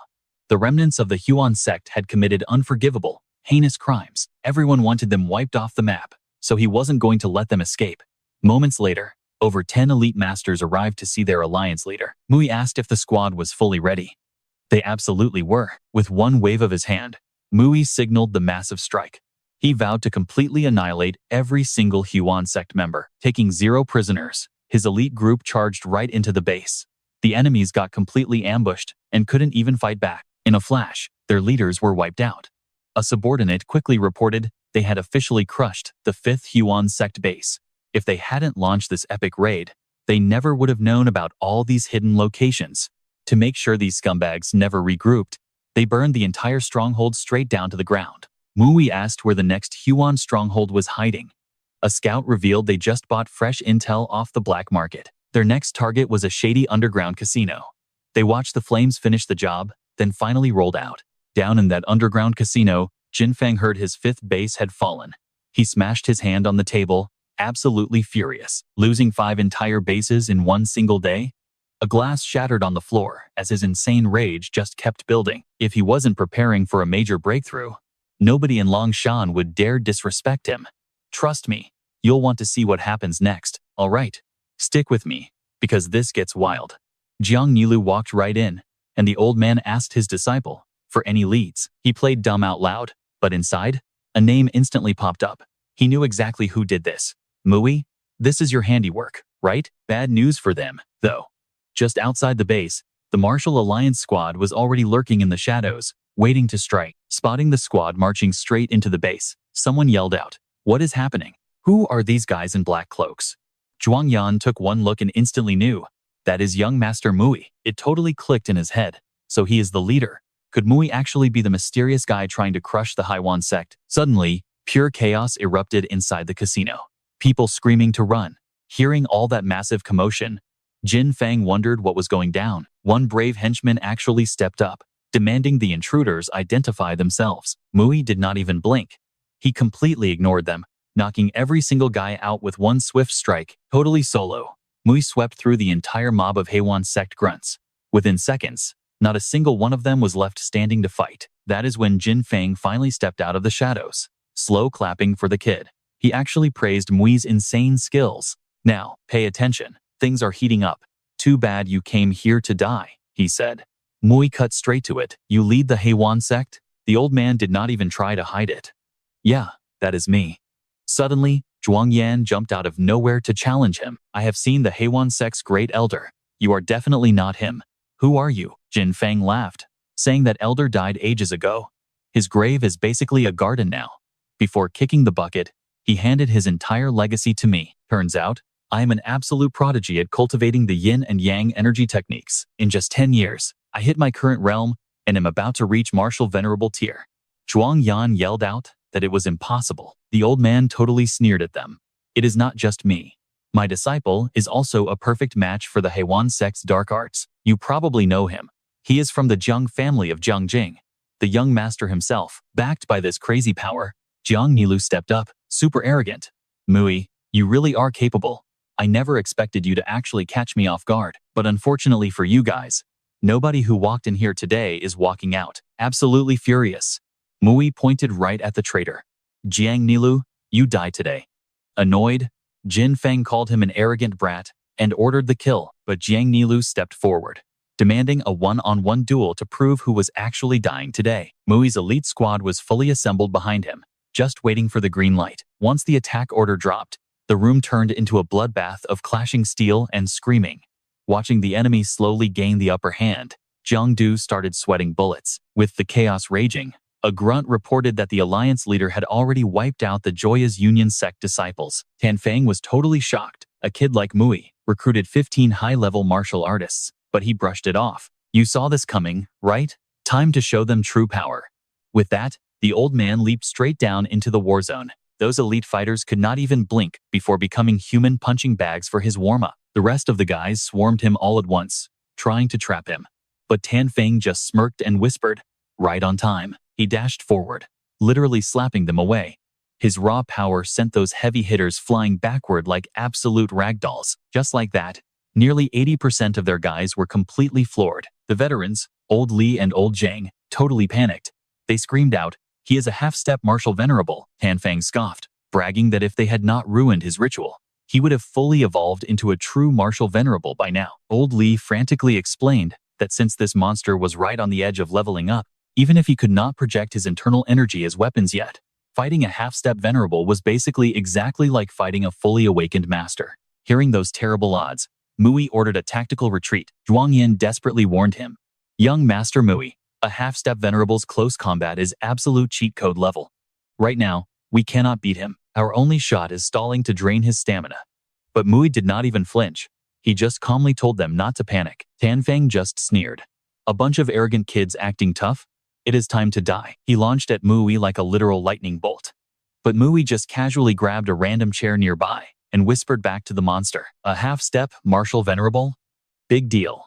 You cannot even scratch me with a weak move like that. Boom! Tan Feng caught a direct hit and was blasted backward with insane force. Zhuang Yan's eyes basically popped out of his head in pure disbelief.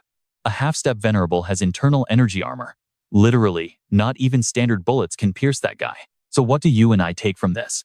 Never underestimate a folding chair. Still, losing a beast like Tan Feng here would be a total waste. All right, stick with me on this one.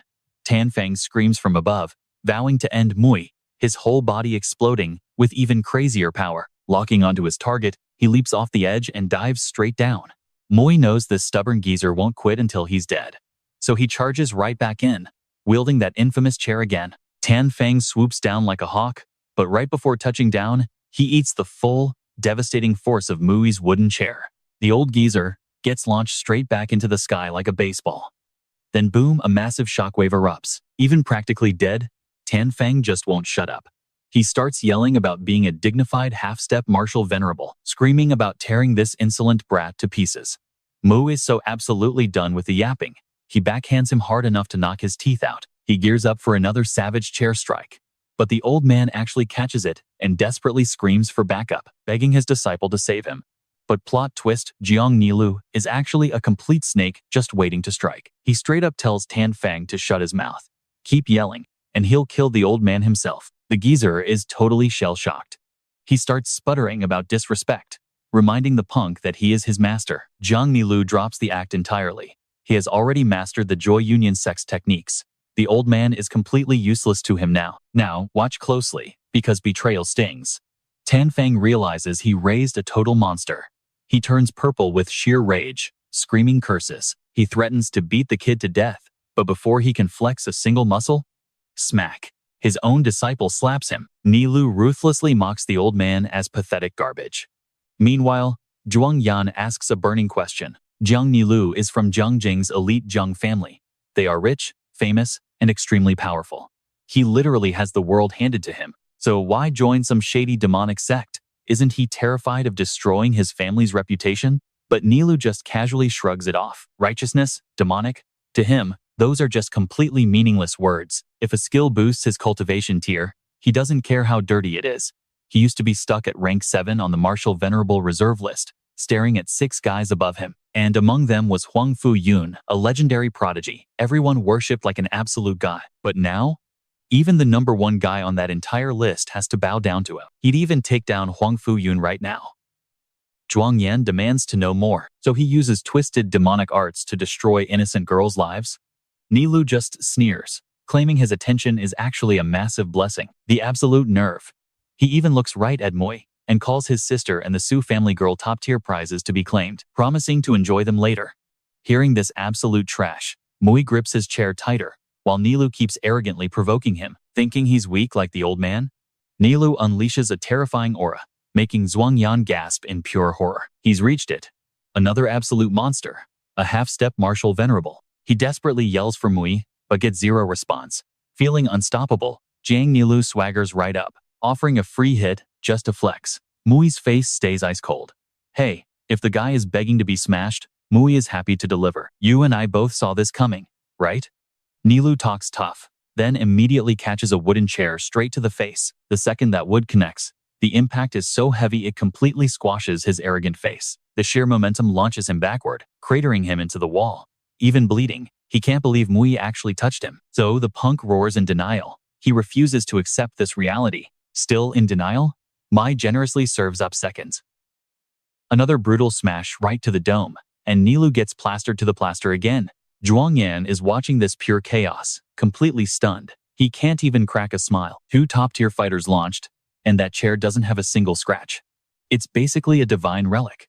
But Nilu still isn't quitting. He scrambles up, throwing a desperate punch.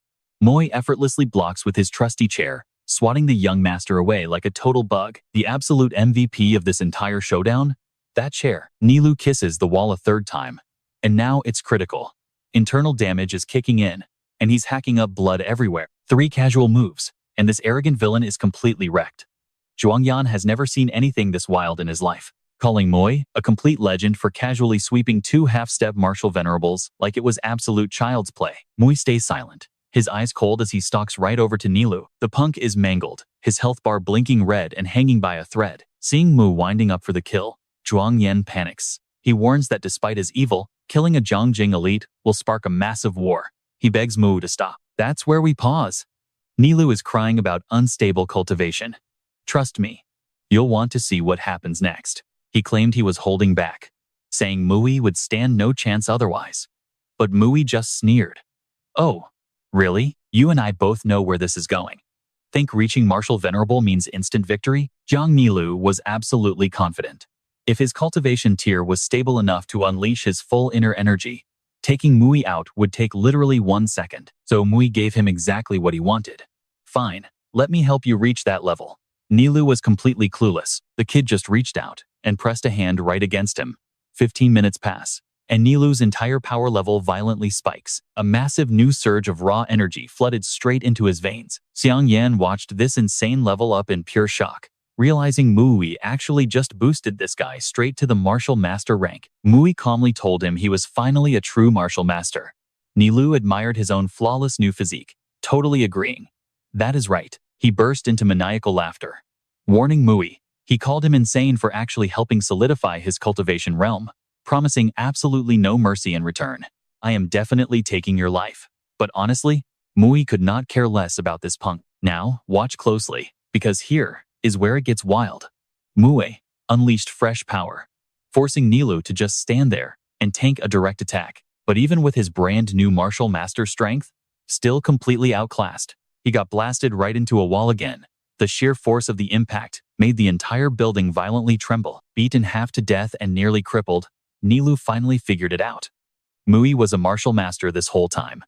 Zhuang Yan was absolutely losing his mind. How could two god-tier martial masters just suddenly appear together? Huang Fuyun spent 20 years becoming Huaxia's youngest master, literally shocking the whole martial world. Since then, only 2 other people had ever pulled that off. He realized a brand new golden age of martial arts was actually starting. As for Nilu, totally smashed, but refusing to bow down. He admitted Mui was strong and accepted defeat, but warned him not to get too cocky. One day, he swore he would surpass him. Mui just stared, coldly asking if he honestly thought there would be a next time. Nilu snapped back. Why wouldn't there be? His Jiang family carried 3,000 years of history, 2 whole generations of masters, sitting at the very top of Huaxia. He called Mui a total rookie, just a measly little master. What could Mui possibly do? To the massive Jiang family, crushing a guy like him was as effortless as flipping a hand. Absolute garbage. He dared Mui to ask his lapdogs if they had the guts to kill him. Zhuang Yan quickly explained this guy was Jiang royalty from Zhongjing. Protocol meant taking him straight to the imperial capital, handing him over to the high court and martial tribunal for any real sentencing. That was exactly why Nilu was acting so arrogant. He knew nobody dared to touch him, calling them absolute cowards. Let that sink in for a second. Jiangnan province was literally the wealthiest region in all of Huaxia. The Jiang family ruled Jiangnan for ages.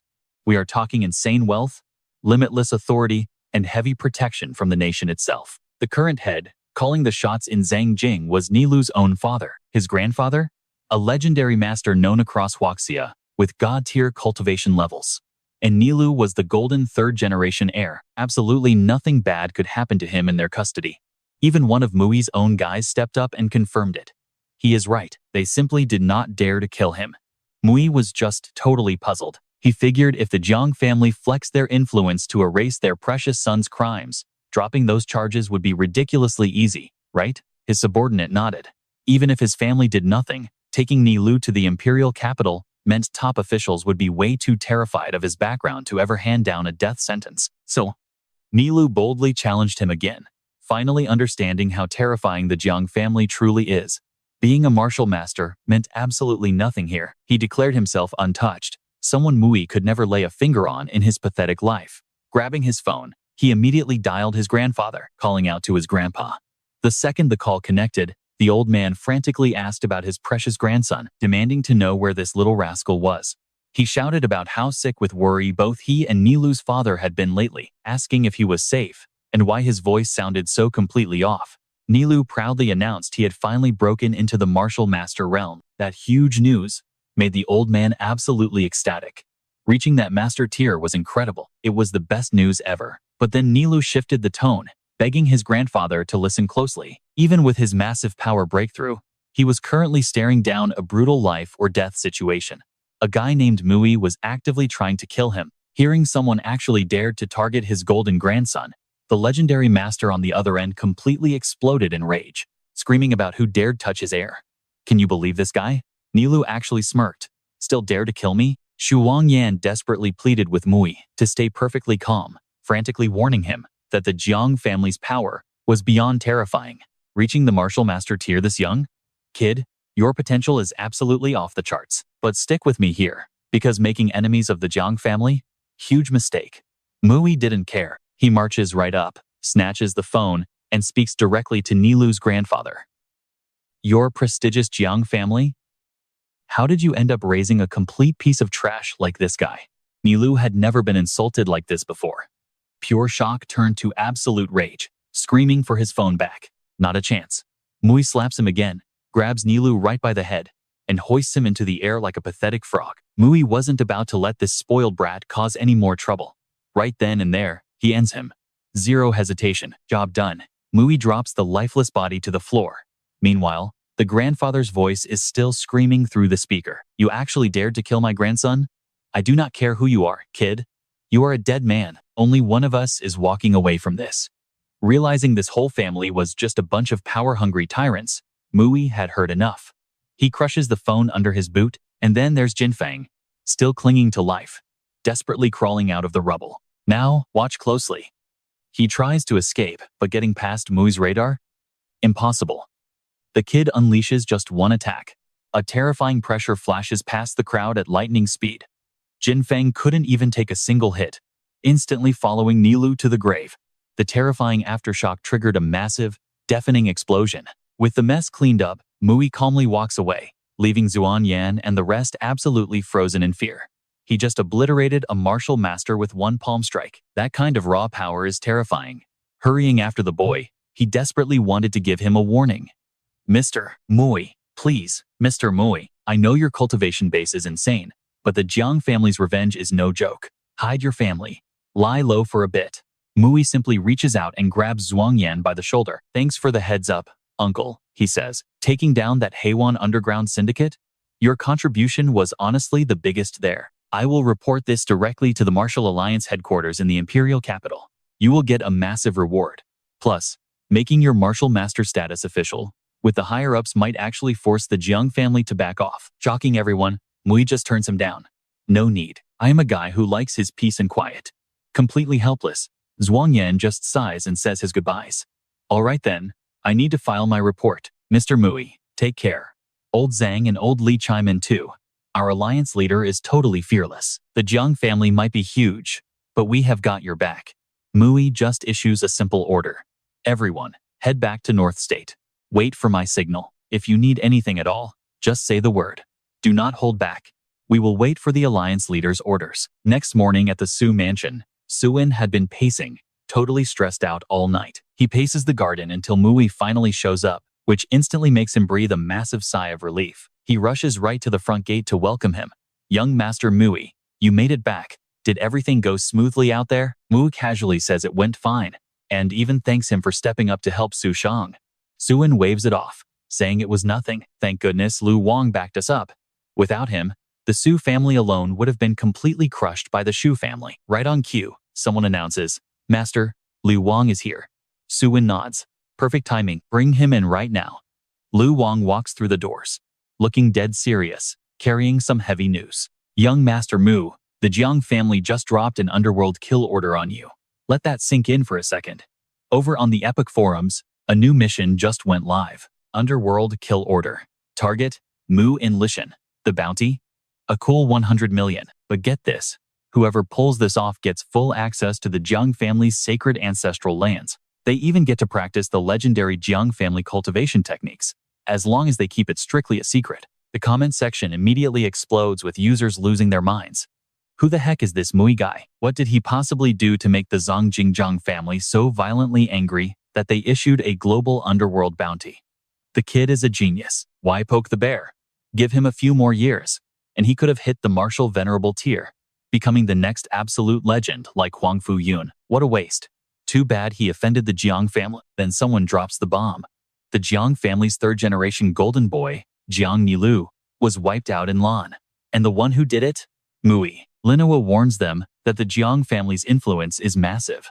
With this kill order active, endless waves of assassins will be hunting young Master Mui day and night. I bet an entire army of martial artists is already swarming toward Lan right this second. Hearing all this chaos, a curious Zhou Chuan turns to his master. Is the reward for this bounty actually that tempting? He replies, well, you and I already knew this. Foolish child. The 100 million cash isn't the main attraction. Getting those Jiang family techniques is a fast track to the martial venerable realm. You and I are about to see why these skills are so tempting. Countless martial artists across Huasha are totally stuck, desperate for a breakthrough.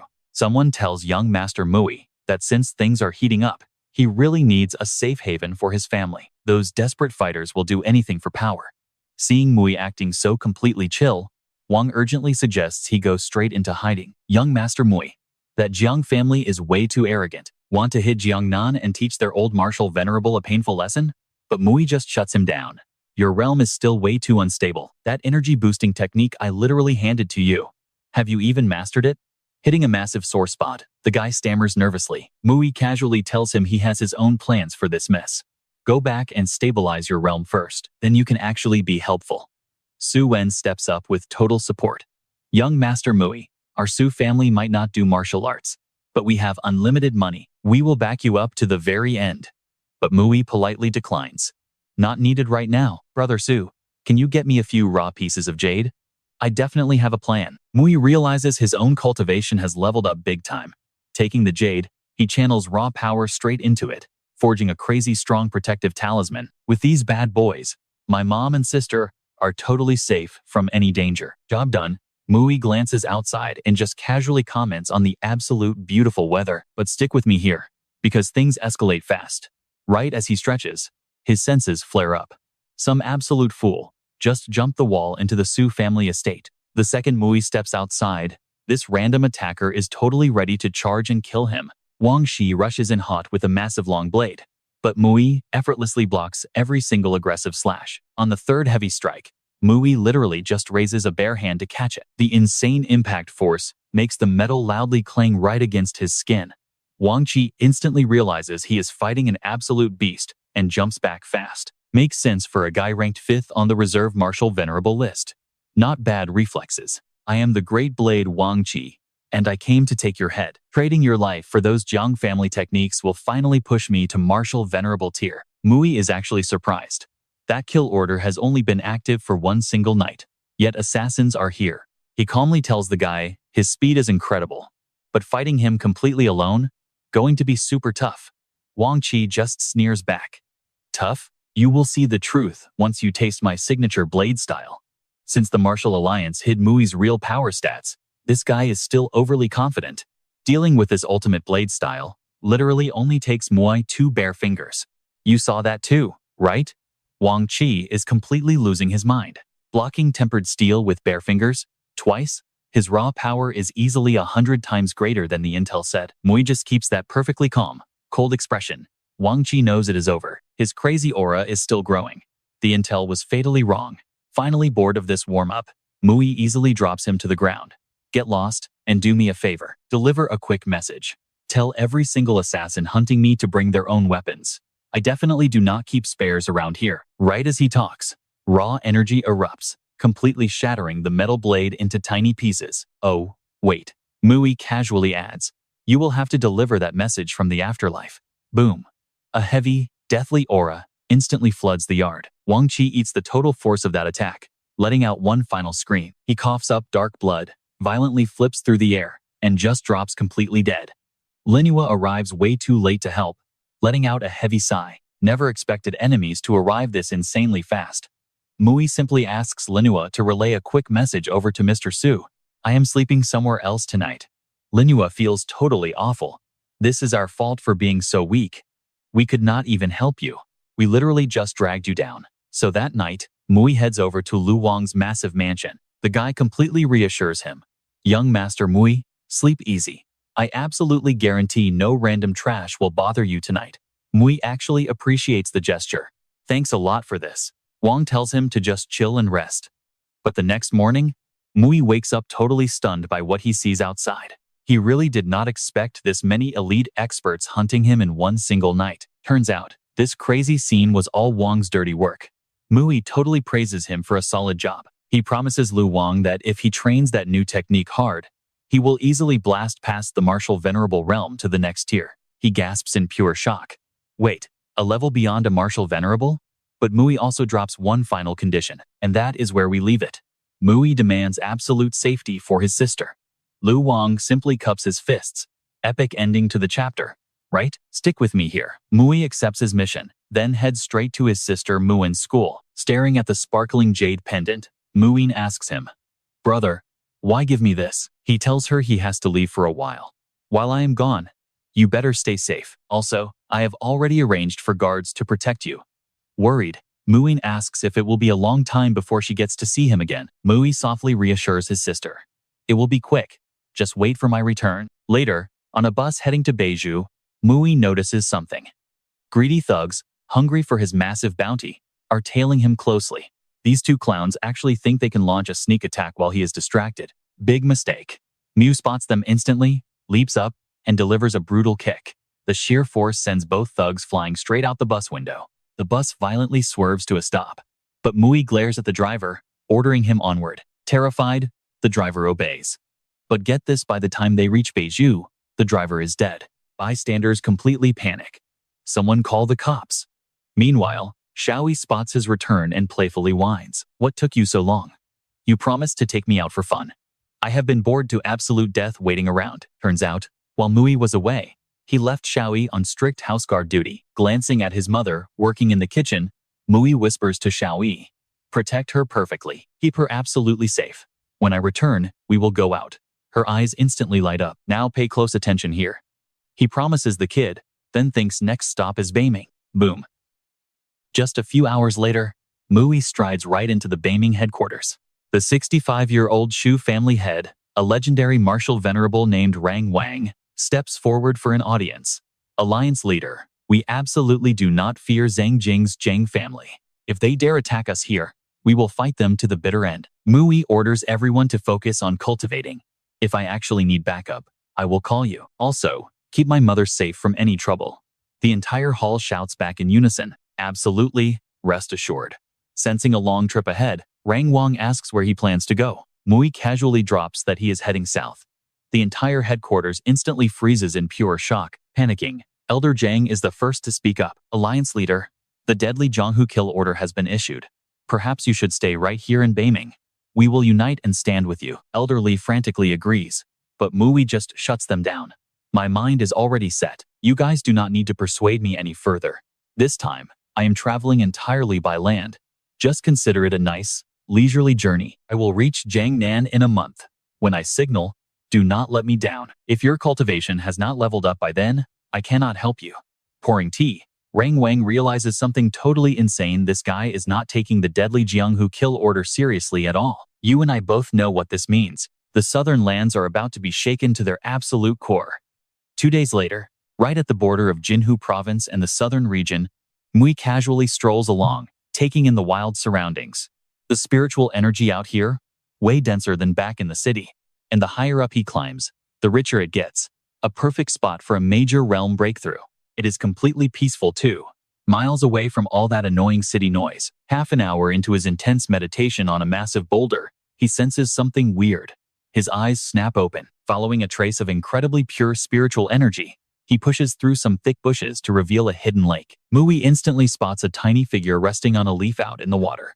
An actual mountain spirit. These rare creatures only spawn in untouched wilderness.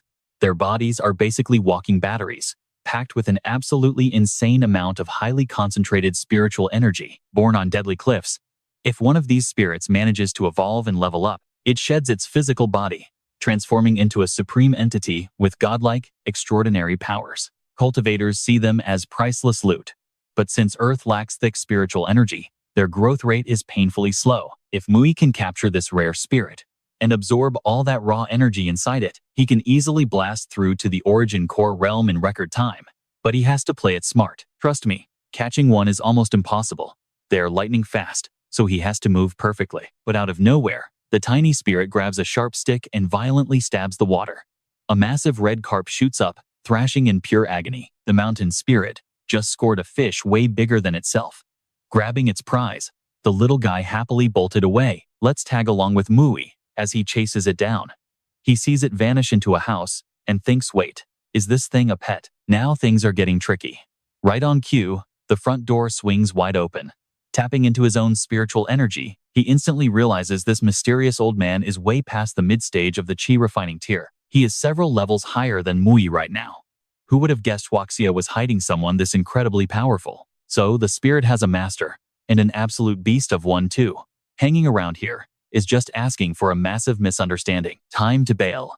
But even though Mui tries slipping away, the old man actually senses his movement, though he can't pinpoint him. Curious, the old guy tracks that lingering energy trail straight to Mu, who is chilling on a rock, cultivating. Top-tier fighters always sense each other, right?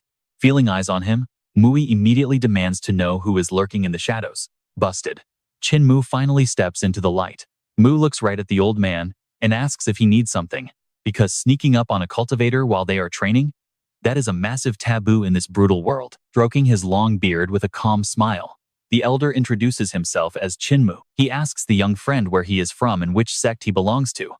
Mui plays it cool, claiming he is just a wanderer from Beiju. Chin Mu murmurs about Bashu being Jinghu, but suddenly, Mu feels an insane surge of power erupt inside him. Watch this reaction closely. Energy gathers in Mu's palm, and Chin Mu actually grabs his hand, totally blown away. He calls him truly remarkable, and starts excitedly patting him down. Mui immediately steps back, asking what on earth the senior is doing.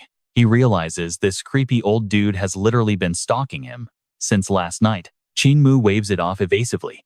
Oh, nothing at all. He just stumbled on someone with godlike natural talent and got a little too hyped. Mai presses him for real answers, but the old man just keeps playing dumb and insisting it is nothing. Yep, Chinmu is an absolute weirdo.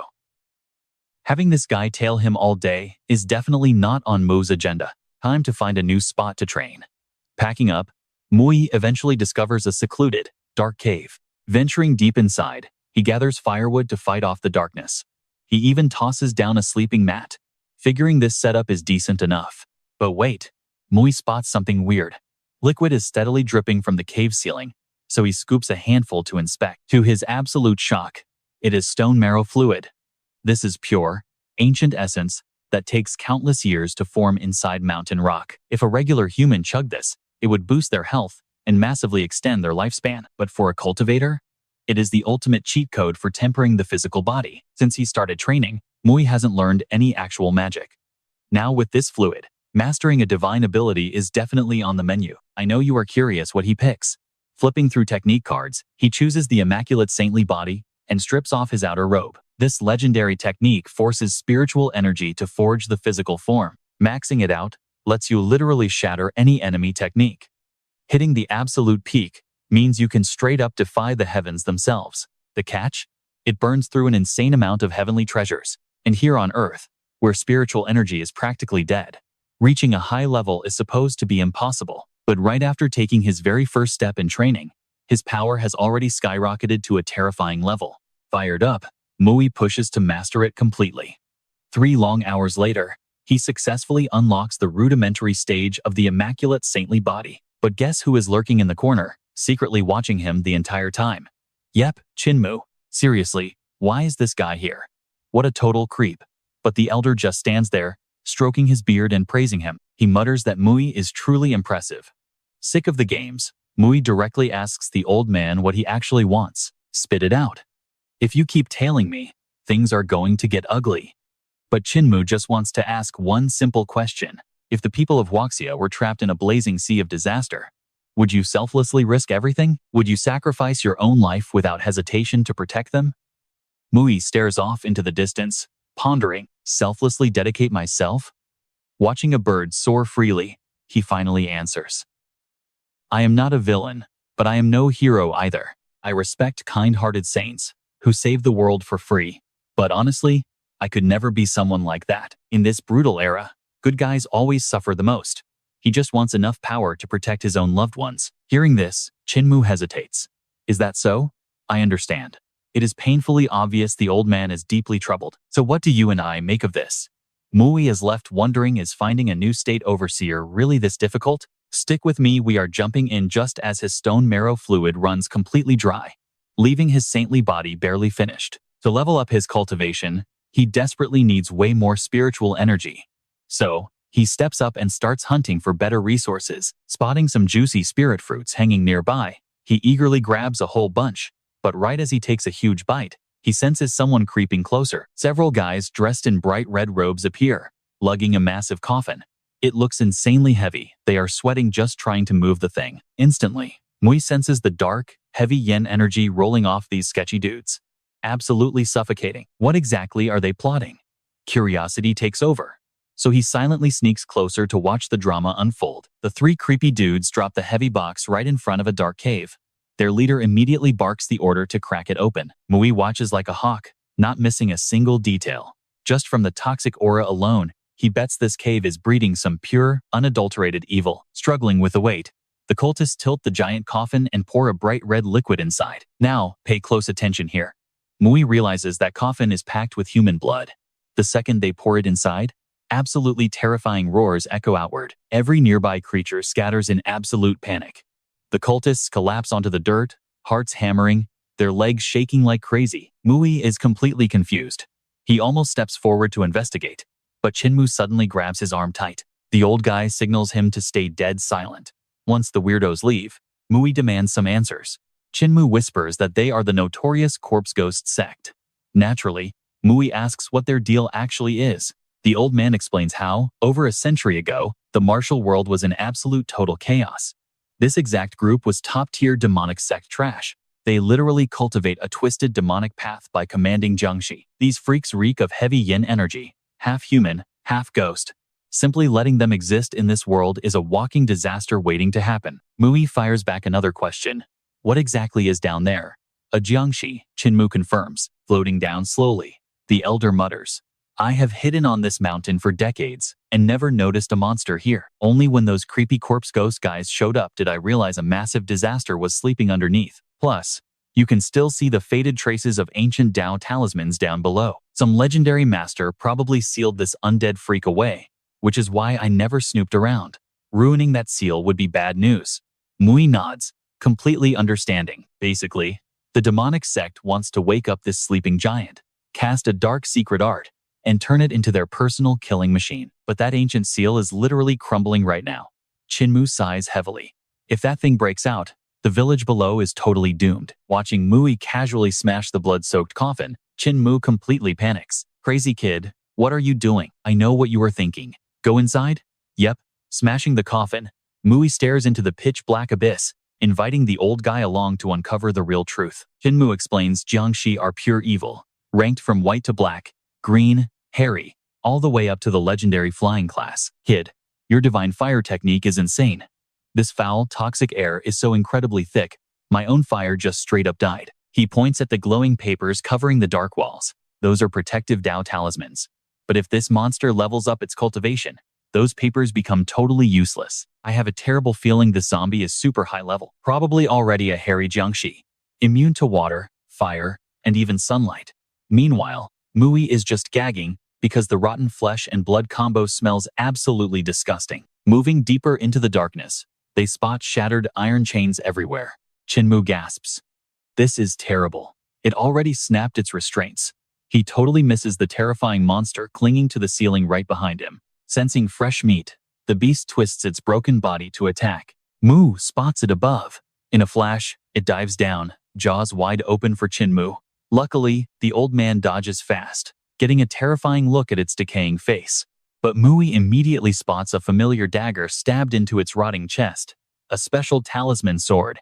The monster violently swings its razor claws at Qinmu. Amazingly, the old guy dodges like a pro. The beast takes a heavy palm strike directly to the gut but takes 0 damage, instantly blasting Qinmu backward with insane brute force. Somehow, the elder narrowly escapes death again. Mui stays perfectly calm, analyzing the creature. He quickly realizes this monster possesses strength way beyond a martial grandmaster. With just one casual swing, the beast completely blasts a massive crater straight into the solid cave wall. Qinmu screams for Mui to fall back. Exchanging a quick look, they agree to team up and destroy it. Their combined powers slam into the beast, triggering a massive, earth-shattering explosion. 0 scratches. Qinmu panics, is it a flying Jiangshi? Trust me, you and I definitely want to see what happens next. Stick with me. You and I are about to face a Fei Jiang, a beast that shouldn't exist today, with an unbreakable body. Even artillery shells bounce right off this thing. If this Jiangshi gets loose, the whole world is looking at a complete apocalypse. We cannot let it escape. Old man Qinmu practically begs him. Young man, lend me a hand. We have to end this together. The old man charges in, throwing everything he has. But the Fei Jiang? 0 fear. It rushes right back at him. This is bad, Qinmu yells. Boom! A massive explosion shakes the ground. The beast's raw power is too much, sending the old man crashing into a wall. Now it's Mui's turn. He activates the absolute power of his immaculate saint body. He doesn't hold back, rushing in hot and delivering a brutal slash right across it. The Fei Jiang thrashes in midair, screaming in pain. It instantly books it into a deep cave. Outside, Qinmu desperately tries to hold Mui back. Stop chasing it. This is a yin cave. The deeper you go down there, the heavier that dark yin energy becomes. That place is its home turf. Going in now is pure suicide. Chasing a monster in the dark won't do us any good. We need to fall back and set a trap. When the corpse ghost sect finally shows up, we will wipe them all out. Mui thinks it over. His vital spiritual energy for ascension cultivation is insanely powerful. Absolutely top-tier stuff. But he can only use it a few times. He has to kill this flying Jiangshi.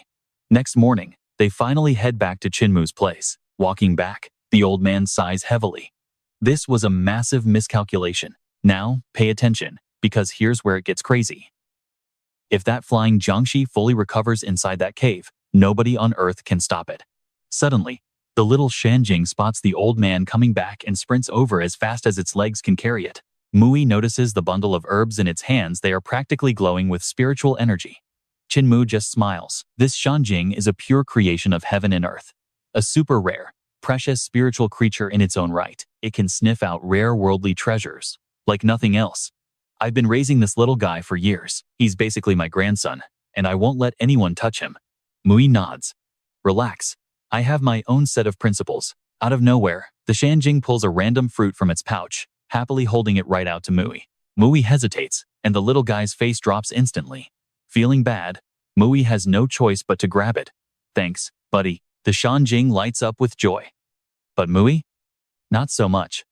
That fruit turns out to be incredibly, painfully sour. Seeing the creature take such a quick liking to Mui, old man Qinmu looks pretty proud. 3 days pass. They head back to stake out the cave. Right on time, members of the corpse ghost sect show up. Qinmu figures it out normal. Jiangshi are terrified of the sun, making today the absolute perfect time to strike. They pack a compass, demon-revealing mirrors, and literal buckets of raw dog blood. One lackey turns to young Master Qin. So, what's the plan? Do we head down and capture this Jiangshi? Qin Bian just sneers. Feeling the intense cold energy coming out, whatever is hiding down there is absolutely no joke. Volunteer to go in?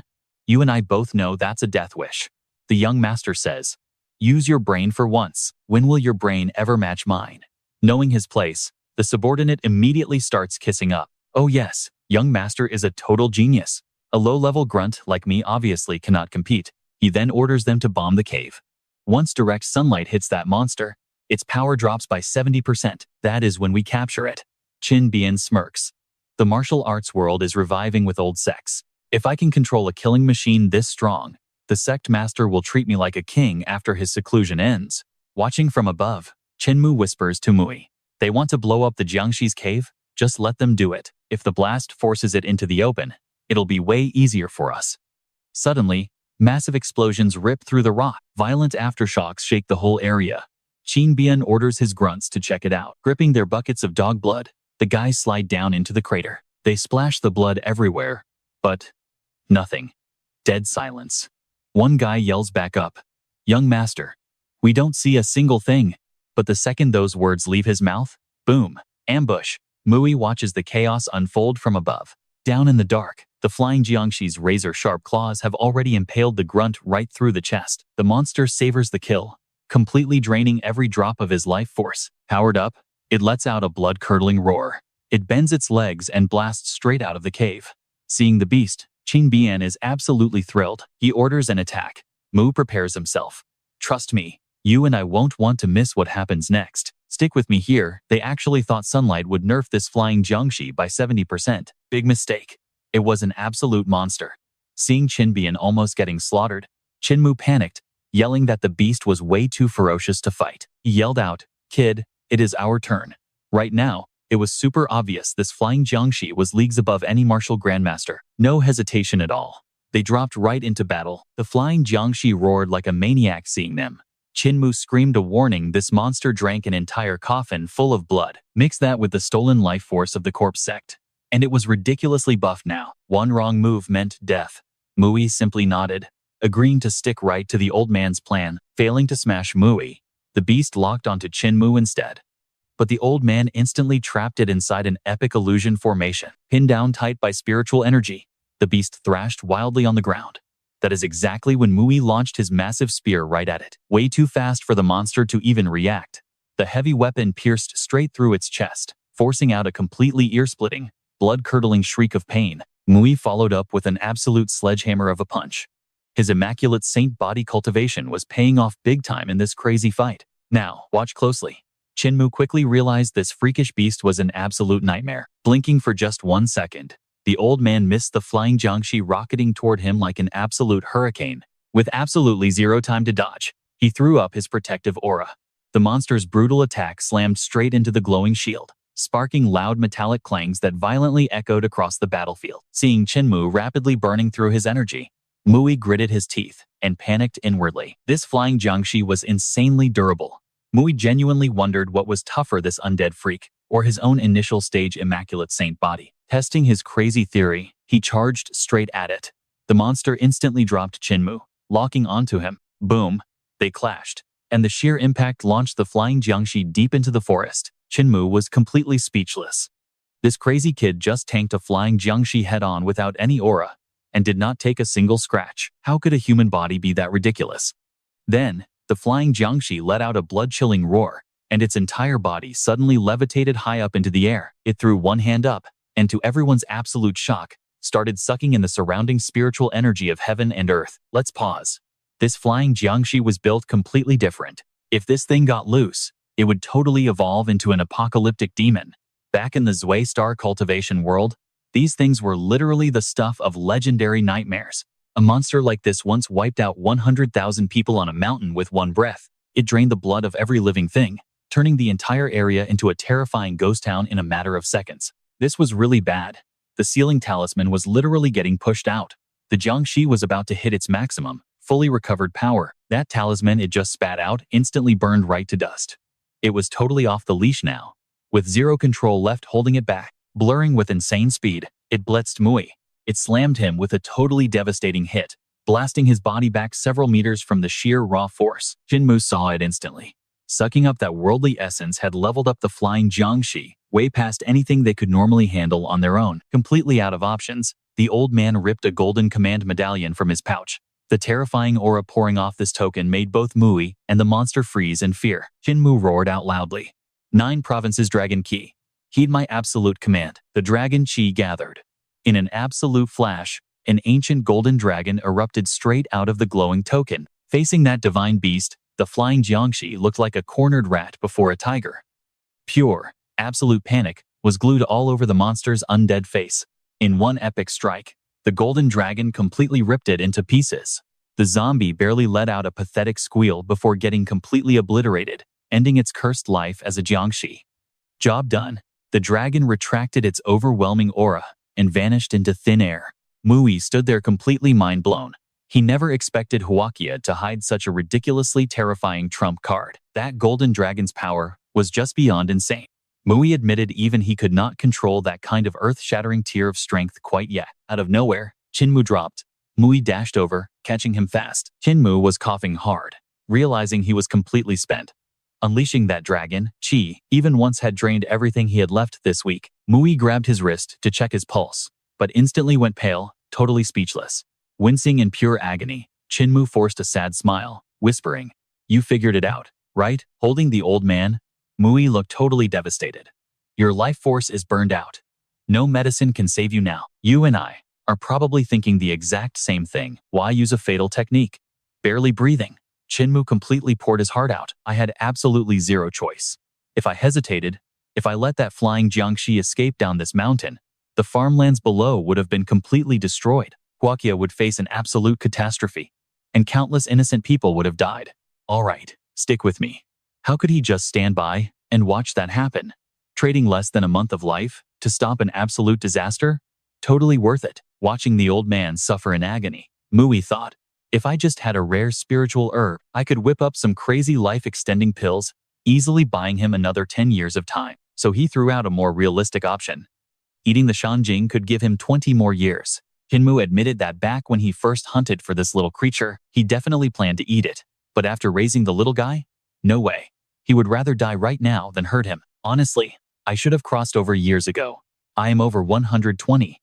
That is plenty, but I had a mission left to finish, so I used the dragon key to cheat death. Now, it looks like my old friends will have to carry that burden. He stared at Mui. Too bad our paths are so completely different, kid. Otherwise, you would be the absolute perfect choice. Mui fired right back. Everyone makes their own choices. If you stick to your path until the end, our differences mean absolutely nothing. Forcing someone to change just ruins them. Qinmu could only nod along. You are totally right. Take me back. Soon enough, they reached the old cottage. The old man hugged the Shanjing tight. Hey little guy, do not worry. Grandpa is fine. The creature looked heartbroken at the man who raised it. Qinmu sipped his tea and confessed. Everyone assumes the golden age of martial arts has already kicked off. Spiritual energy is surging back everywhere. Now, pay attention, because this is huge. Once the old seals break, this golden age of martial arts will be completely unstoppable. Hearing this, Mui paused. Another golden age of martial arts? What crazy changes will hit this world? The old man then asked, "Can I entrust him to you?" Mui just casually shot back, "Are you not scared I will eat him?" Chin Mu laughed out loud. "You say you are not a good person, but I see right through you. You have a kind heart, just heavily bound by strict principles. I know you would never do that." The Shan Jing sobbed, knowing it was getting a new master. Mui stayed by his side. 2 days later, Chin Mu spoke his absolute final words. "Kid, I have been thinking. I was way too idealistic. True saints do not actually exist. Everyone wants something in return. My clock is out, but I cannot leave Jingzhou without a real leader. You and I know he hates being tied down, right? But if chaos strikes, the people need someone.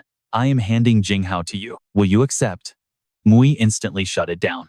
"I already told you I am not a hero." The old man cut him off. "That works. A guy with principles beats a fake hero anytime. This title is not just a massive burden. It is pure power. It will not trap you. Just help out when the real chaos starts." Before he faded, Mui grabbed his hand and begged, "Tell me your true cultivation realm. How many people in Hashia have actually reached that level?" Shinmu stopped hiding it. "I am a martial saint. There are barely a handful in this whole world." Mui was hooked now. How much power does this title hold? Hearing it could control the core of Huakia, Mui's brain started working overtime. With that kind of authority, I could protect my family. I could even storm the imperial capital itself. This old master earned his total respect, so he grabbed the Jingzhou token, finally accepting. Shinmu whispered, "This is the Jingzhou token. Back in ancient times, Emperor Yu conquered everything. He slaughtered demons, forged giant cauldrons, and split the massive lands. He set up 9 provincial governors and forged 9 tokens. Only the chosen governors can wield them. It is the ultimate symbol of status, a supreme treasure, practically overflowing with ancient dragon chi. But in this weak era, nobody can unlock its max potential. Still, I bet you will eventually." Mui stared at the heavy token in his palm. "I knew this thing was a huge deal, but an artifact from the ancient era? Insane." Chinmu explained how it worked. "I wiped my mark, dripped some blood on it, and from now on, you are the one pulling the strings." Mui dropped his blood on it. Chinmu smiled. "You are officially the governor now, and that is where we leave it today. Jingzhou is yours. Can you pour some water? Stick with me here." The Shanjing rushed back home, carrying fresh herbs for the old man just like always. But stepping inside, it completely froze. The herb slipped right out of its hands. Tears flooded down. Before he could even finish his last cup of water, old man Chinmu was gone. Right then and there, Mui made an unbreakable vow. "Rest easy. I will absolutely keep my promise to you. As long as I'm still breathing and fighting, I will protect this Jinghao with everything." That is the word of the infinite celestial venerable. He stood there, bowing his head in pure respect, wishing the old man a peaceful final journey. By high noon, Mu and the Shanjing had finished setting up Chinmu's final resting place. Suddenly, heavy footsteps approached from behind. He turned around, demanding to know who these newcomers were. The leader stepped up. "We represent the top clans and families under the Jingzhou governor's mansion. I am the chief steward of the provincial governor's mighty mansion." Lord Shinmu gave his whole life to the people, dying without an heir. "So, we came to pay our deepest respects," the man replied, bowing respectfully. "I am Mui." The man with them continued. "Thanks to you all. Since old man Qin chose you as his successor, we couldn't come empty-handed. Here is our contact info. Take it." A card shot toward Mui, smashing into his iron-hard body. Boom! That single card instantly split right into 6 separate pieces. Everyone watching was totally stunned. How could a kid have the insane power of a provincial governor? Mui scanned the scattered cards and asked, "Out of you 8, 5 are at the martial venerate tier. Are you the elite experts of Jing province?" The leader cupped his hands. "We wouldn't dare call ourselves experts. Even all of us together probably couldn't scratch you. Mr. Mu, may I ask what your future plans actually are?" He replied he had business down south. Seeing this, the group bid him farewell. "Fair enough. Then, we will leave first. Catch you later. Now watch closely." Mui stops hiding from the assassins and decides to confront them head-on. Right on the black market's main bounty board, he posted a public meetup in Wangtown in exactly 3 days. The dark web exploded. Everyone was completely mind-blown by this insane flex. Is this guy begging for death? Over the past few days, Longshan and Beiju were flipped upside down by assassins hunting him. Everyone searched everywhere and found absolutely nothing. And now, he just casually drops his own coordinates? What on earth is Mui thinking? With hundreds of killers hunting him, instead of laying low, he steps into the spotlight. Is he literally asking to die?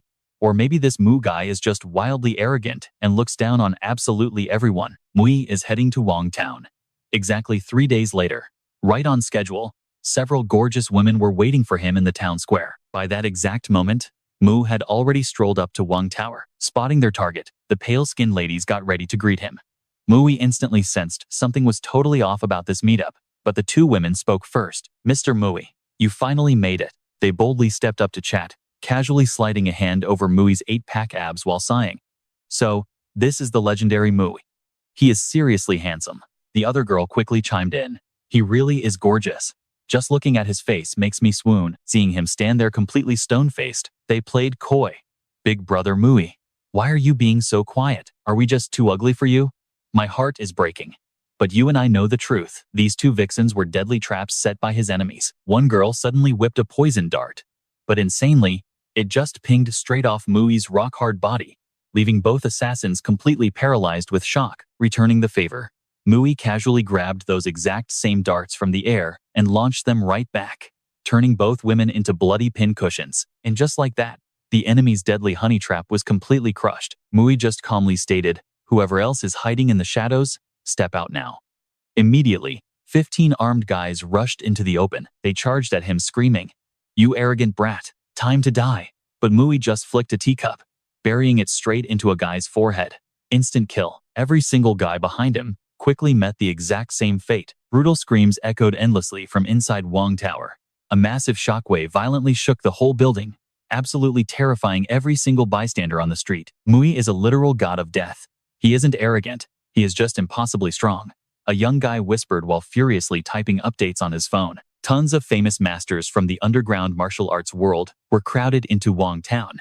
Sneak attacks, jumping him in groups, it didn't matter. They all ended up dead. This is huge. I need to stream this on the forums right now. An older guy nearby overheard and asked, "Hey, this Mu kid, is he actually a martial venerate?" "I think so," he nodded. "Trust me, we just witnessed absolute greatness. All right, stick with me here." Who else could chop down elite martial artists like they were absolute nothing? Suddenly, a figure steps out, and the crowd starts whispering. Mui casually walks out.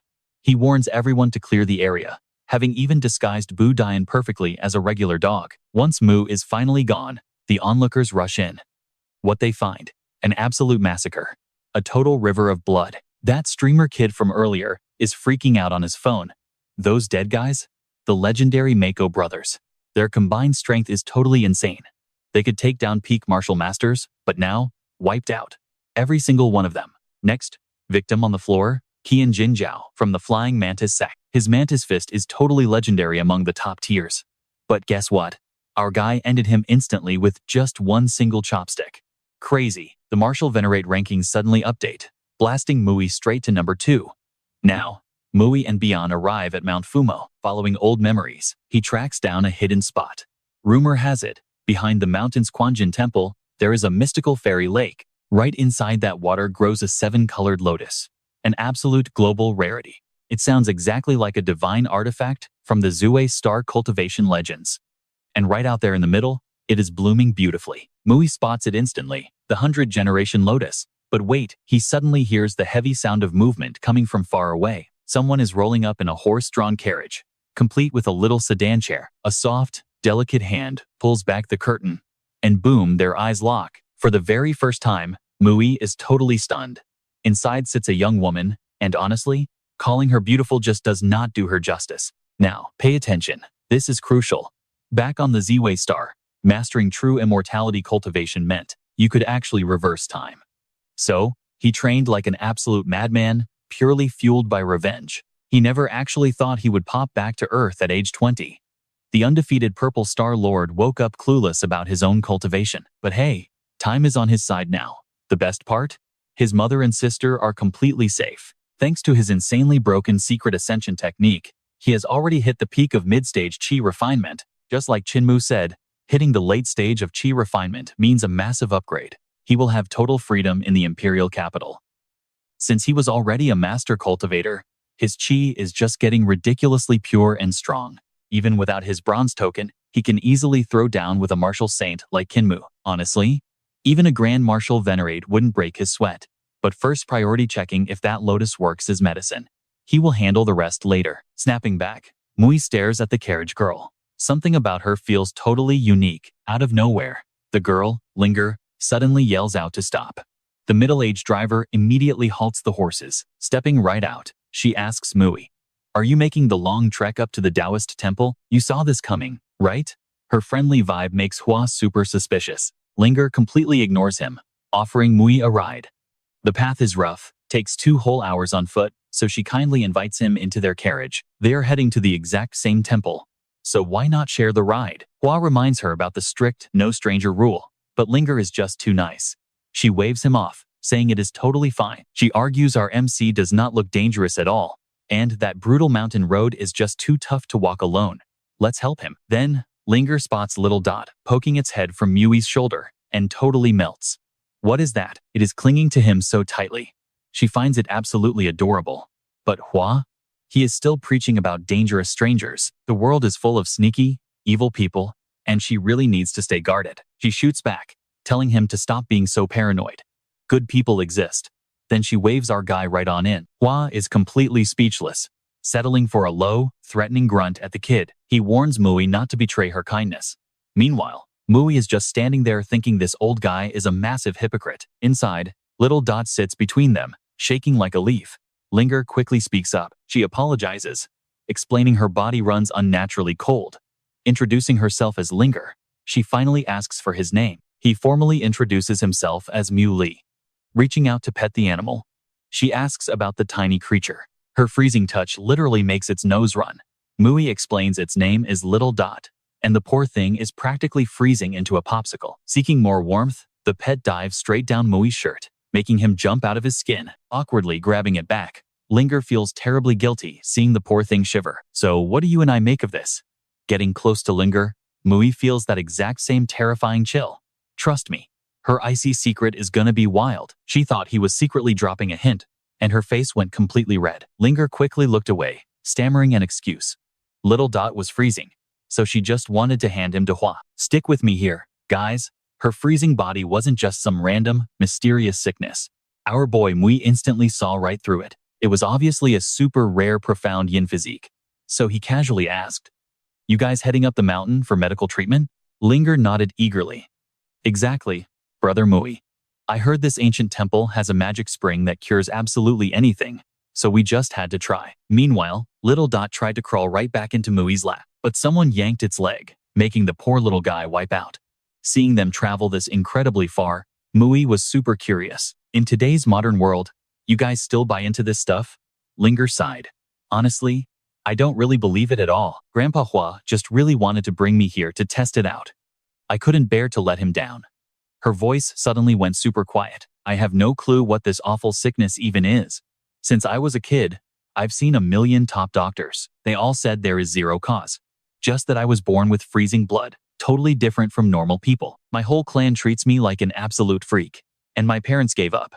Before my grandpa died, he left me with Hua. Lately, Grandpa Hua has dragged me across the entire country, hunting for all kinds of experts. But literally, nobody can fix this. Honestly, I gave up hope of ever being normal ages ago. Grandpa Hua is the only one who refuses to quit. He pushes himself so hard. I just can't let him down. Linger choked back her heavy feelings and apologized. Sorry for dumping all that tragic backstory on you. It's probably super annoying. Mui gently put a hand on her shoulder. Hey, relax, he said warmly. Your condition can definitely be cured. Linger wiped her eyes. Yeah, I really hope so. Thanks for saying that. Meanwhile, Mui was secretly mind-blown. How could a weak place like Earth, with zero spiritual energy, actually produce a genuine profound yin body? Back in the Purple Star cultivation world? Now, pay attention. Every major sect fought over this body type, because using it to train ice skills would absolutely destroy any normal person. When training, this body naturally takes that freezing inner energy and perfectly merges it with outside spiritual power. Without it, painful death is inevitable. Thinking about this, Mui secretly flicked a tiny burst of true chi right at Little Dot. He figured this tiny spark of spiritual power would keep the pet warm for now. The little guy instantly felt the heat, then completely shocked Linger by jumping into her arms. Little Dot, aren't you freezing? It obviously couldn't talk back, so it just chirped happily to show off. Its cute little moves made her smile again, and the group kept pushing forward. An hour later, Hua yelled from outside. Linger, we made it. Their target? A mountain peak temple, sitting past 749 insane steps. Linger excitedly hopped out of the carriage, but immediately tripped. Boom. Mui caught her perfectly. Seeing his handsome face that close, her cheeks instantly went completely red. Hua was totally shocked she was already out, thinking, this stubborn girl usually waits for me to help her step down. With a body that weak, she absolutely shouldn't be jumping around. Her health was just way too fragile. A few steps later, Linger was heavily panting. Mu stepped up. You're really struggling here. Want me to just carry you? But she politely waved him off. No need, Brother Mui. Thanks. Suddenly, Little Dot poked its head out of her coat and let out a massive sneeze. Surprisingly, the little guy packed some serious power. Linger, who was always freezing, suddenly felt a massive wave of heat. Her body felt light as a feather. You saw that too, right? Hua heard the noise and whipped around, catching Mui looking sketchy. He totally lost his mind and started screaming. You little punk, what are you doing to my Linger? Mu just held up Little Dot. I didn't do a thing. It was him. Right then, Hua finally noticed Linger actually had color in her cheeks. Seeing her doing better, he completely dropped the argument, focusing strictly on getting her to the healing spring. Meanwhile, Mui used telepathy to aggressively interrogate the little pet. I'm using my mind to talk to you right now. Seriously, do you have a total death wish? Spilling your spiritual energy, getting close to them over and over? What, you want a hug? Knowing it messed up, it just whimpered a bit. Suddenly, Mui's mind flashed back to his past life, running with shady street gangs and making deeply illegal money. He ended up working at Happy, a crazy high-end club in the capital. That arrogant jerk named Joe straight up stole one of our people. Back then, I knew zero martial arts. That's where we leave it today. Stick with me, you are about to watch one epic revenge story. Our guy just learned the hard way that martial arts rule everything, all because he crossed the wrong capital master. Payback was absolute madness. This tyrant murdered his mother right in front of him, then forced his little sister to her death. That old bastard Keen absolutely had to die. Now that he has inherited the bronze spirit, he refuses to bring shame to the ancient governor. Offend Huaxia, you die. Humiliate his family? Game over. Deep down, he swore an oath in this brand new life. He would crush his enemies and change everything with his own hands. Linger snapped him out of it. Brother Mui, we arrived. They arrived at the Azure Temple of the Demon Subduing Immortal Spring. Right on cue, an old priest named Xiang came out. May the heavens bless you. I am Priest Qing Cheng, and I welcome our esteemed guests. Grandpa Hua stepped up. Taoist Master, my granddaughter has been tortured by a bizarre illness since childhood. Her body stays freezing cold.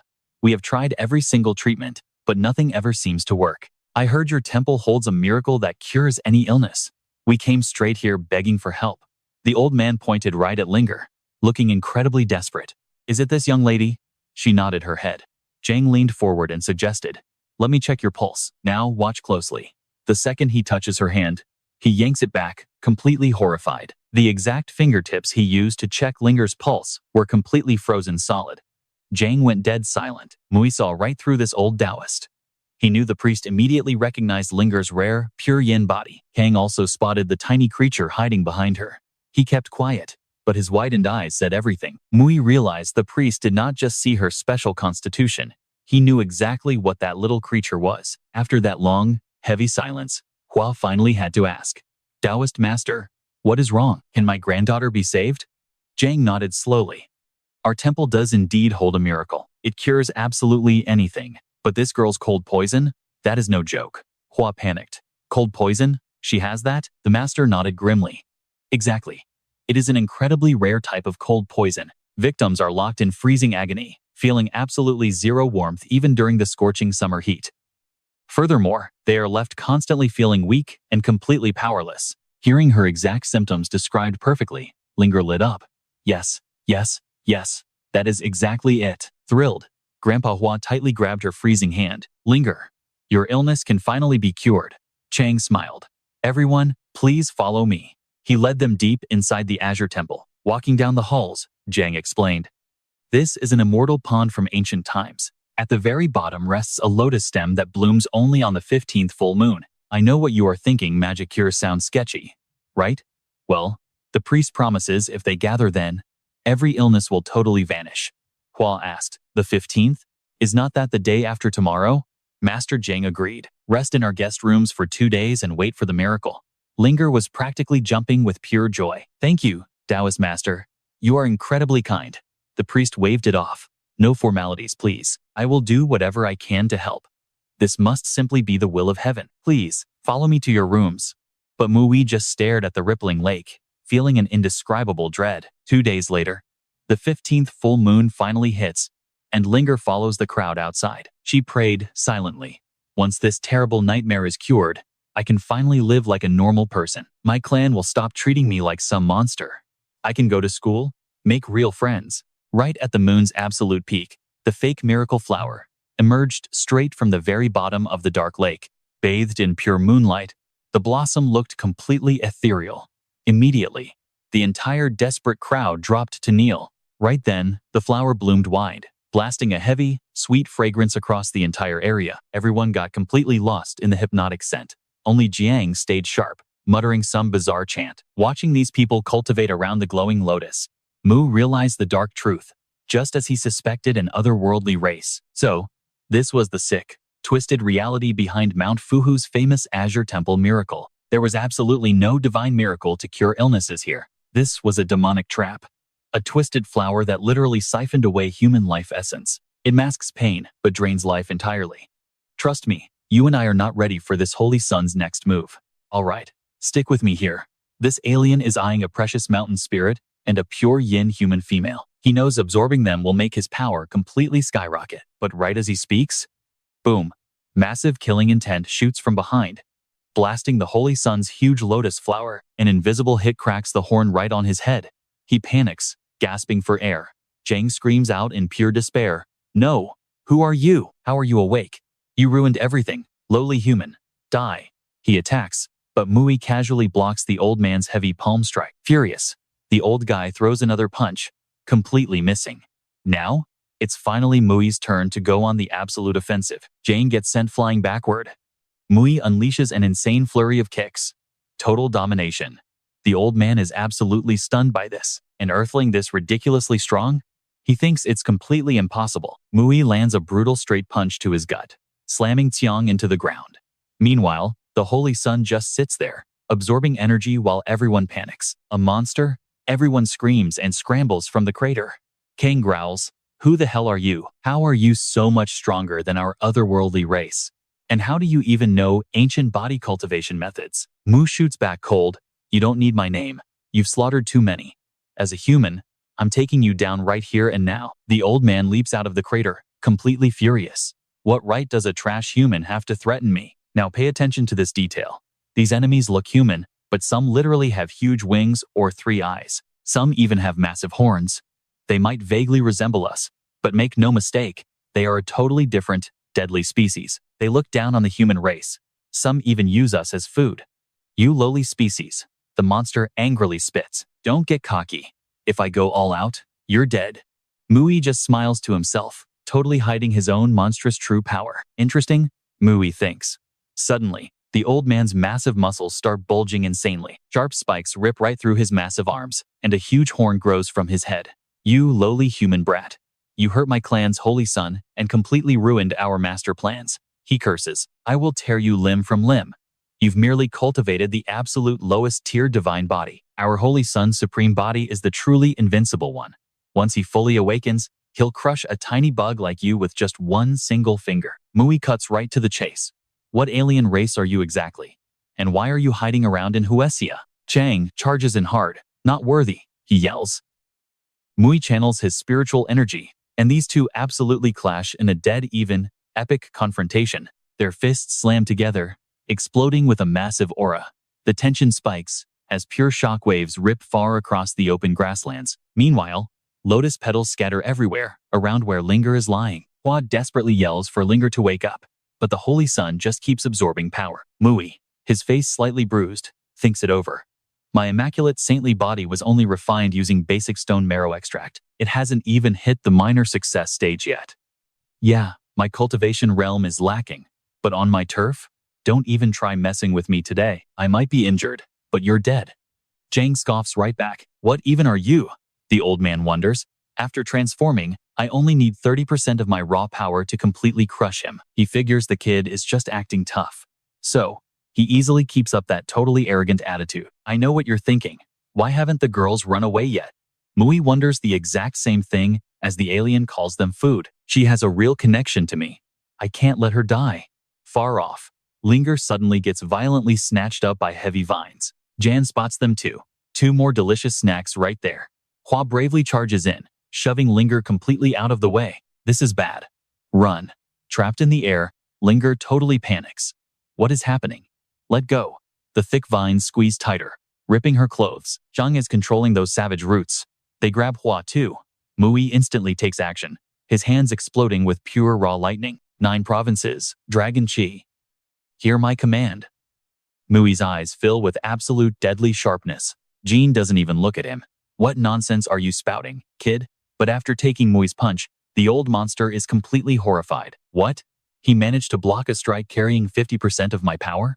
And crazy enough, he feels even stronger now. This isn't his normal cultivation path. Does this kid actually have a real connection to the ancient divine powers? He shouts out in total panic. Kid, what kind of insane spiritual medicine did you swallow? Today, my dragon chi ends you on the spot. Touch Hua, and you die. Watching Mui's insane technique, Zhang finally connects the dots. This attack is sealed by the earth itself. It seems he really is connected to those ancient great gods. Heavy lightning blasts his body, but the old man still refuses to yield. Lowly races like you are born to be our slaves. That's where we leave it for now. He thinks humans are just endless food. But trust me, this fight is about to go crazy. Let's dive right into this showdown. He thinks Mui is just some brat who can't survive a single full power hit. Mui watches flames explode across his opponent's entire body.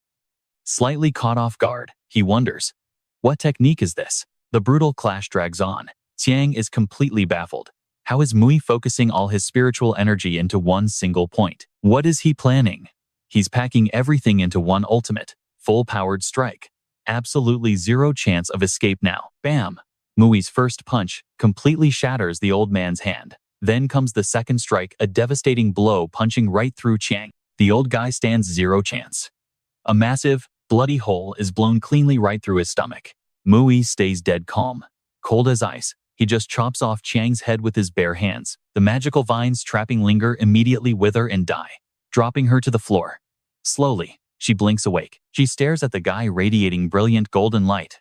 Why did he suddenly show up, saving her in this miserable world? She stays completely limp on the ground. Meanwhile, Mui steps right up to the alien Holy Sun.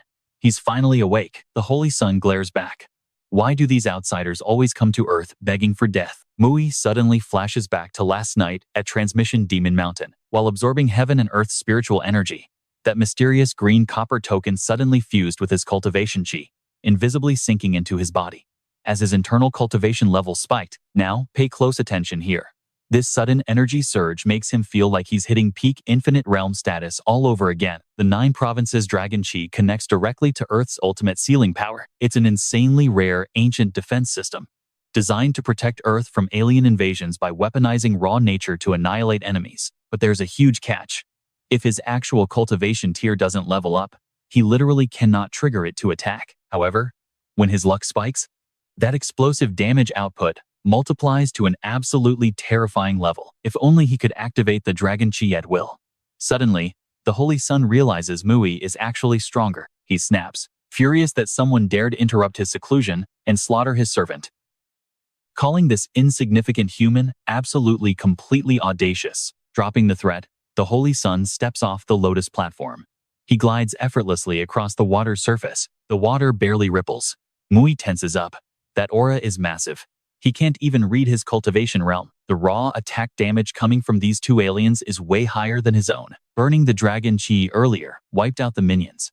But without a higher cultivation tier, that green copper token is useless. He just has to stall. Spotting an opening, the Holy Sun violently dashes forward, fists ready to strike. The epic showdown kicks off. The alien laughs arrogantly. Not bad, you can take a hit. But I haven't even used full power. Bring it on. Mui perfectly blocks another heavy blow. Right now, they're dead even. Mui calculates his odds. Relying purely on his saintly body technique, He can barely manage to keep his own defense up. You and I know villains never fight fair, right? Noticing his body refining technique, the Holy Sun spots Hua escaping with Linger. Too slow. He teleports instantly, completely blocking their path. Hua steps up bravely. Do not even think about touching Linger. He looks at them with pure disgust. Pathetic maggots. Hua charges in, screaming that whether god or demon, nobody touches the kid. Mui instantly coordinates with this perfect distraction, landing a brutal, heavy kick straight across the Holy Sun's face. Hua throws a heavy punch, but the alien takes absolutely zero damage. The power gap is just too huge. Both get blasted backward as a blinding beam of light rips straight through the forest. Hua is completely panicking over Linger. But Mui? He's hyper-focused on how to murder this guy. Weapons hot, ready to strike. The alien sneers, calling him a lowly creature, before testing his strength. The intense standoff just continues. Their palm strikes clash with such terrifying force that the air pressure drops. They trade blow after brutal blow. The Holy Sun quickly reads the situation. Sure, Mui is way stronger than normal humans, but his actual cultivation tier is total garbage. There is no way you can win with that pathetic strength. Mui flips back, landing perfectly safely. The Holy Sun floats back to the center of the lake, locking in. Realizing Mui might be hiding some ridiculous trump card, he decides to eliminate him right now. He is ending this game immediately. Pathetic mortal. Playtime is over. You dared use me as your whetstone? Now you die. Meanwhile, Mui smiles and thinks to himself, oh, so you're finally getting serious? Too bad. You've already lost your only chance of beating me. Massive waves of spiritual energy crash down like a literal heavenly tribulation. Mui roars. Muing, help me kill him. An intense, terrifying aura completely envelops his body. The saint panics. Muing, the ancient Emperor Dao token. Trust me, you've got to see what happens next. You and I are jumping straight into the chaos. Is he from China? He shouts, leaping from the lake to dodge an attack. On the shore, Mui channels his spiritual energy. It crackles into pure lightning, charging up for an absolute powerhouse of an assault. Boom! The lightning blasts forward. It's the indomitable dragon key technique. That single, massive palm strike surges straight ahead. Layer upon layer of power, flying straight at its target. The Holy Sun grits his teeth. This is bad. He panics. A blinding beam of light completely slices off his arm. An agonizing scream rings out. My arm. The Holy Sun curses, bleeding out. I'll remember this. I will kill you. And just like that, he vanishes. Mui calls out worriedly. Hua. From a dark corner, Linger cries out in tears. Grandpa Hua. Grandpa Hua. Mui rushes over to heal him, but says, this is all I can do. He barely has any time left. The old man smiles. This is more than enough. I am so incredibly grateful to you. Thank you. He turns to the weeping girl. Linger, don't be sad. Everyone is born, gets sick, and eventually dies. Your life is still so long. You have to keep living. She just sobs. No, Grandpa Hua, please don't die. If you leave, what will I even do? You're literally the only person who treats me well. Now that you're leaving, I'll be completely alone. How can I possibly go on? Desperate and fading fast, Hua pleads. Young man, I know you're no ordinary person, so I'm begging you. Linger once helped you out of kindness. Can you please take her back to her clan? Mui accepts without hesitation. Where is her clan located? He coughs, answering. Her clan is in Zhongjing City, over in Jiangnan Province, the Shu'er clan. What a crazy coincidence. All right. I can definitely take her home on my way. Hearing this, Hua urges his granddaughter. Thank this young man for saving you. Linger, hurry and thank him. He is actually willing to help you out. With him around, you'll be safe. Now pay attention here, because Mui drops a bomb. Not only can I help her, I can totally cure her illness. The old man's eyes widen in pure shock. What are you saying? You can actually cure Linger's illness? Mui nods. Not only can I cure her, but I'll make her strong so nobody can ever bully her again. Hearing this, Hua finally passes away in total peace. That's wonderful. That is truly wonderful, he whispers. Linger cries out in absolute heartbreak. Grandpa Hua, please don't die. Mui immediately begins treating her. The emotional shock is just too much, and Linger faints. Mui picks her up. The very next day, she wakes up frantically calling out for Grandpa Hua. Linger finds herself lying in a soft bed. Mui comes in to check on her. You're awake? She instantly asks, where is my grandpa? He softly urges her, eat first. We will talk after you've eaten. Once Hua's funeral arrangements are totally settled, Mui tells her, it's time to go. Holding her grandfather's urn tightly, She makes a silent promise. I have to live really well. I need to live so well that everyone who hates me is forced to watch. Then, Linger makes a serious request. Brother Moy, please teach me how to heal. I refuse to be weak anymore. I have to become strong like you. He smirks and reveals the truth. You have a profound yin body. It is not an illness. It's actually the mark of an absolute genius. If I teach you the right cultivation technique, you can easily control your body and absorb that cold energy. Her eyes light up with hope. Will it really make me stronger? He nods. Of course, I have a cultivation technique called the 9 Revolutions Jade Immortal Scripture. It is an absolute perfect match for you. I'll teach it to you right now.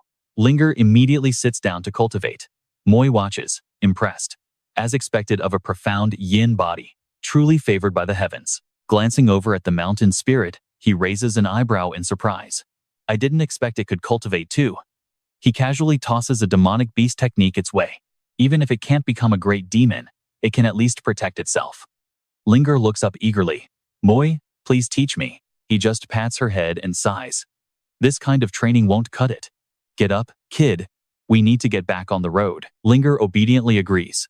Meanwhile, at the Jiang family's massive villa in Zhongjing, a frantic knock comes from outside. Boss Bing barks out.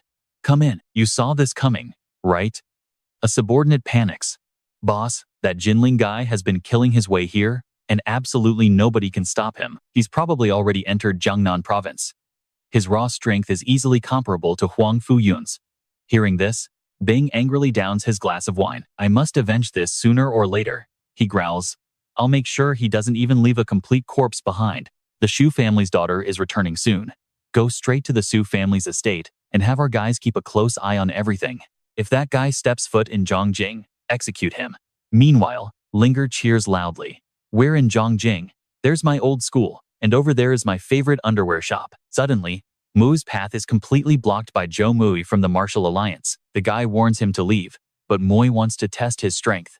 Moy attacks, and the man literally blocks it with his bare hands. The two exchange a massive, explosive palm strike before separating.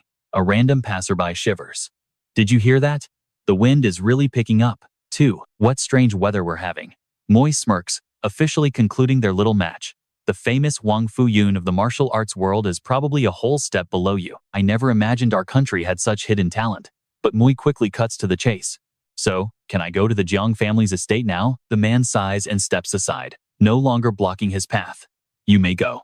But be warned, the master of the Jiang family is a famous martial venerable. I hope you show mercy, he sighs.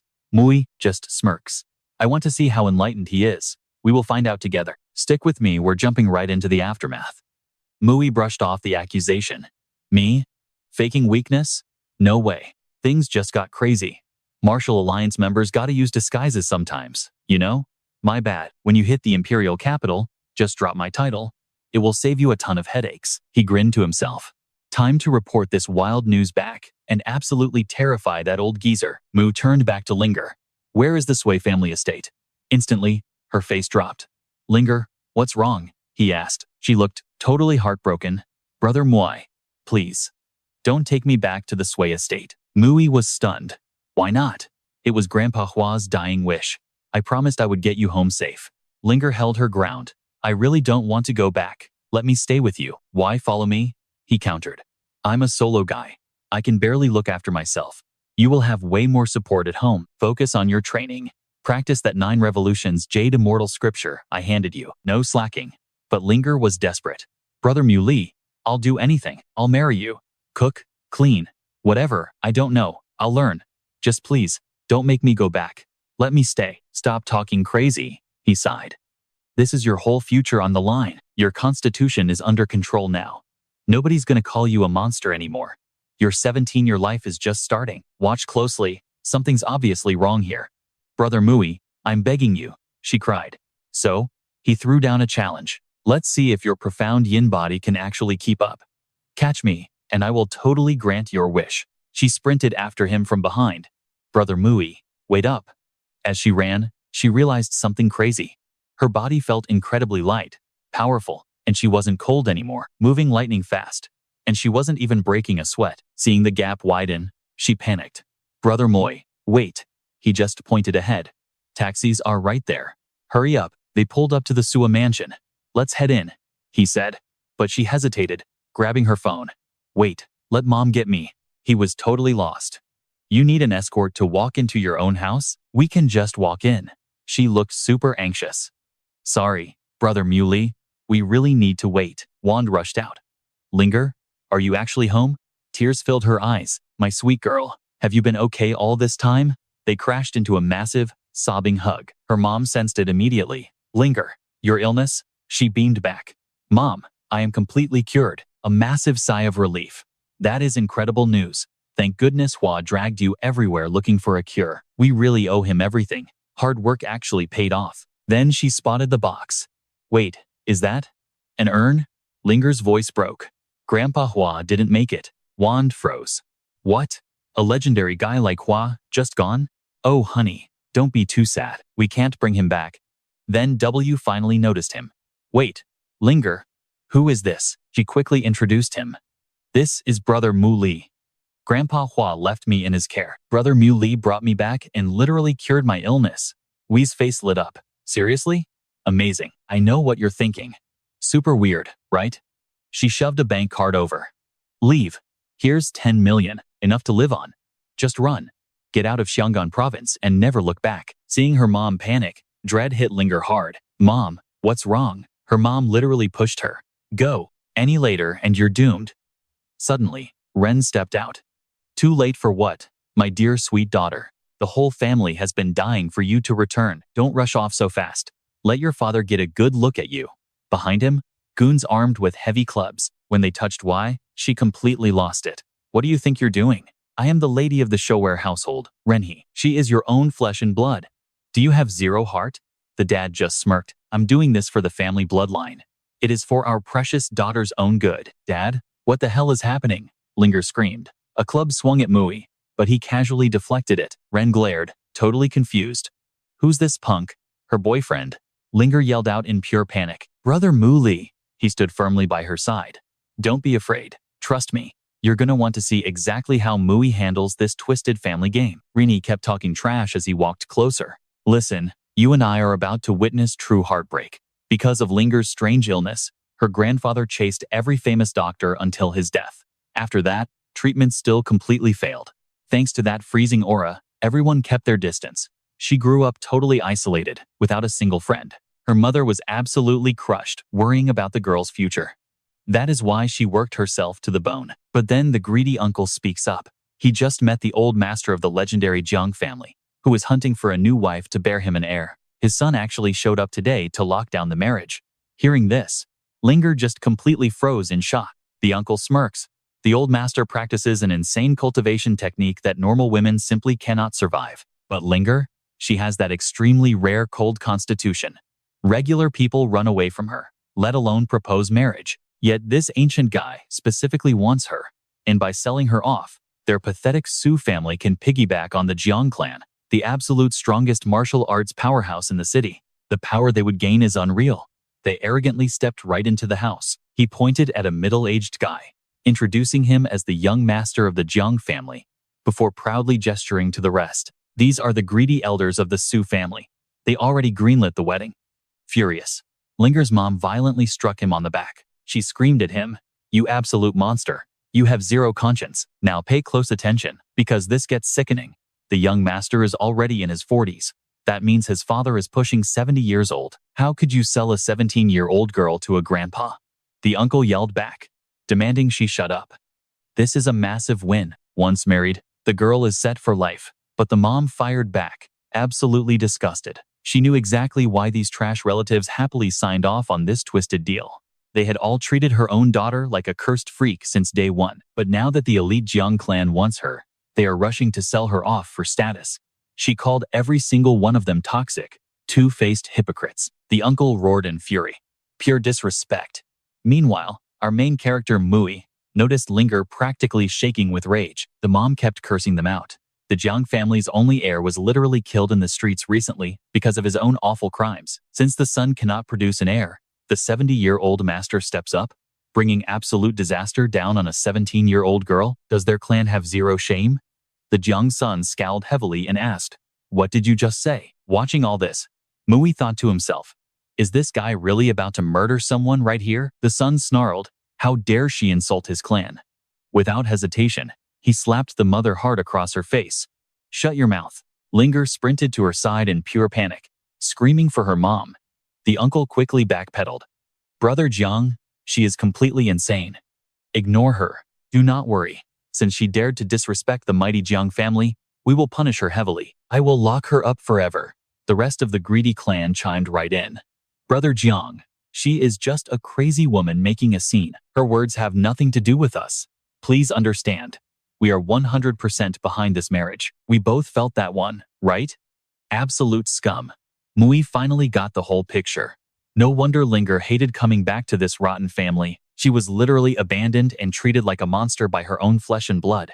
And for money, every single relative showed their true, ugly colors, pushing a teenager into a living hell just to level up their clan. Linger frantically asked if her mom was okay.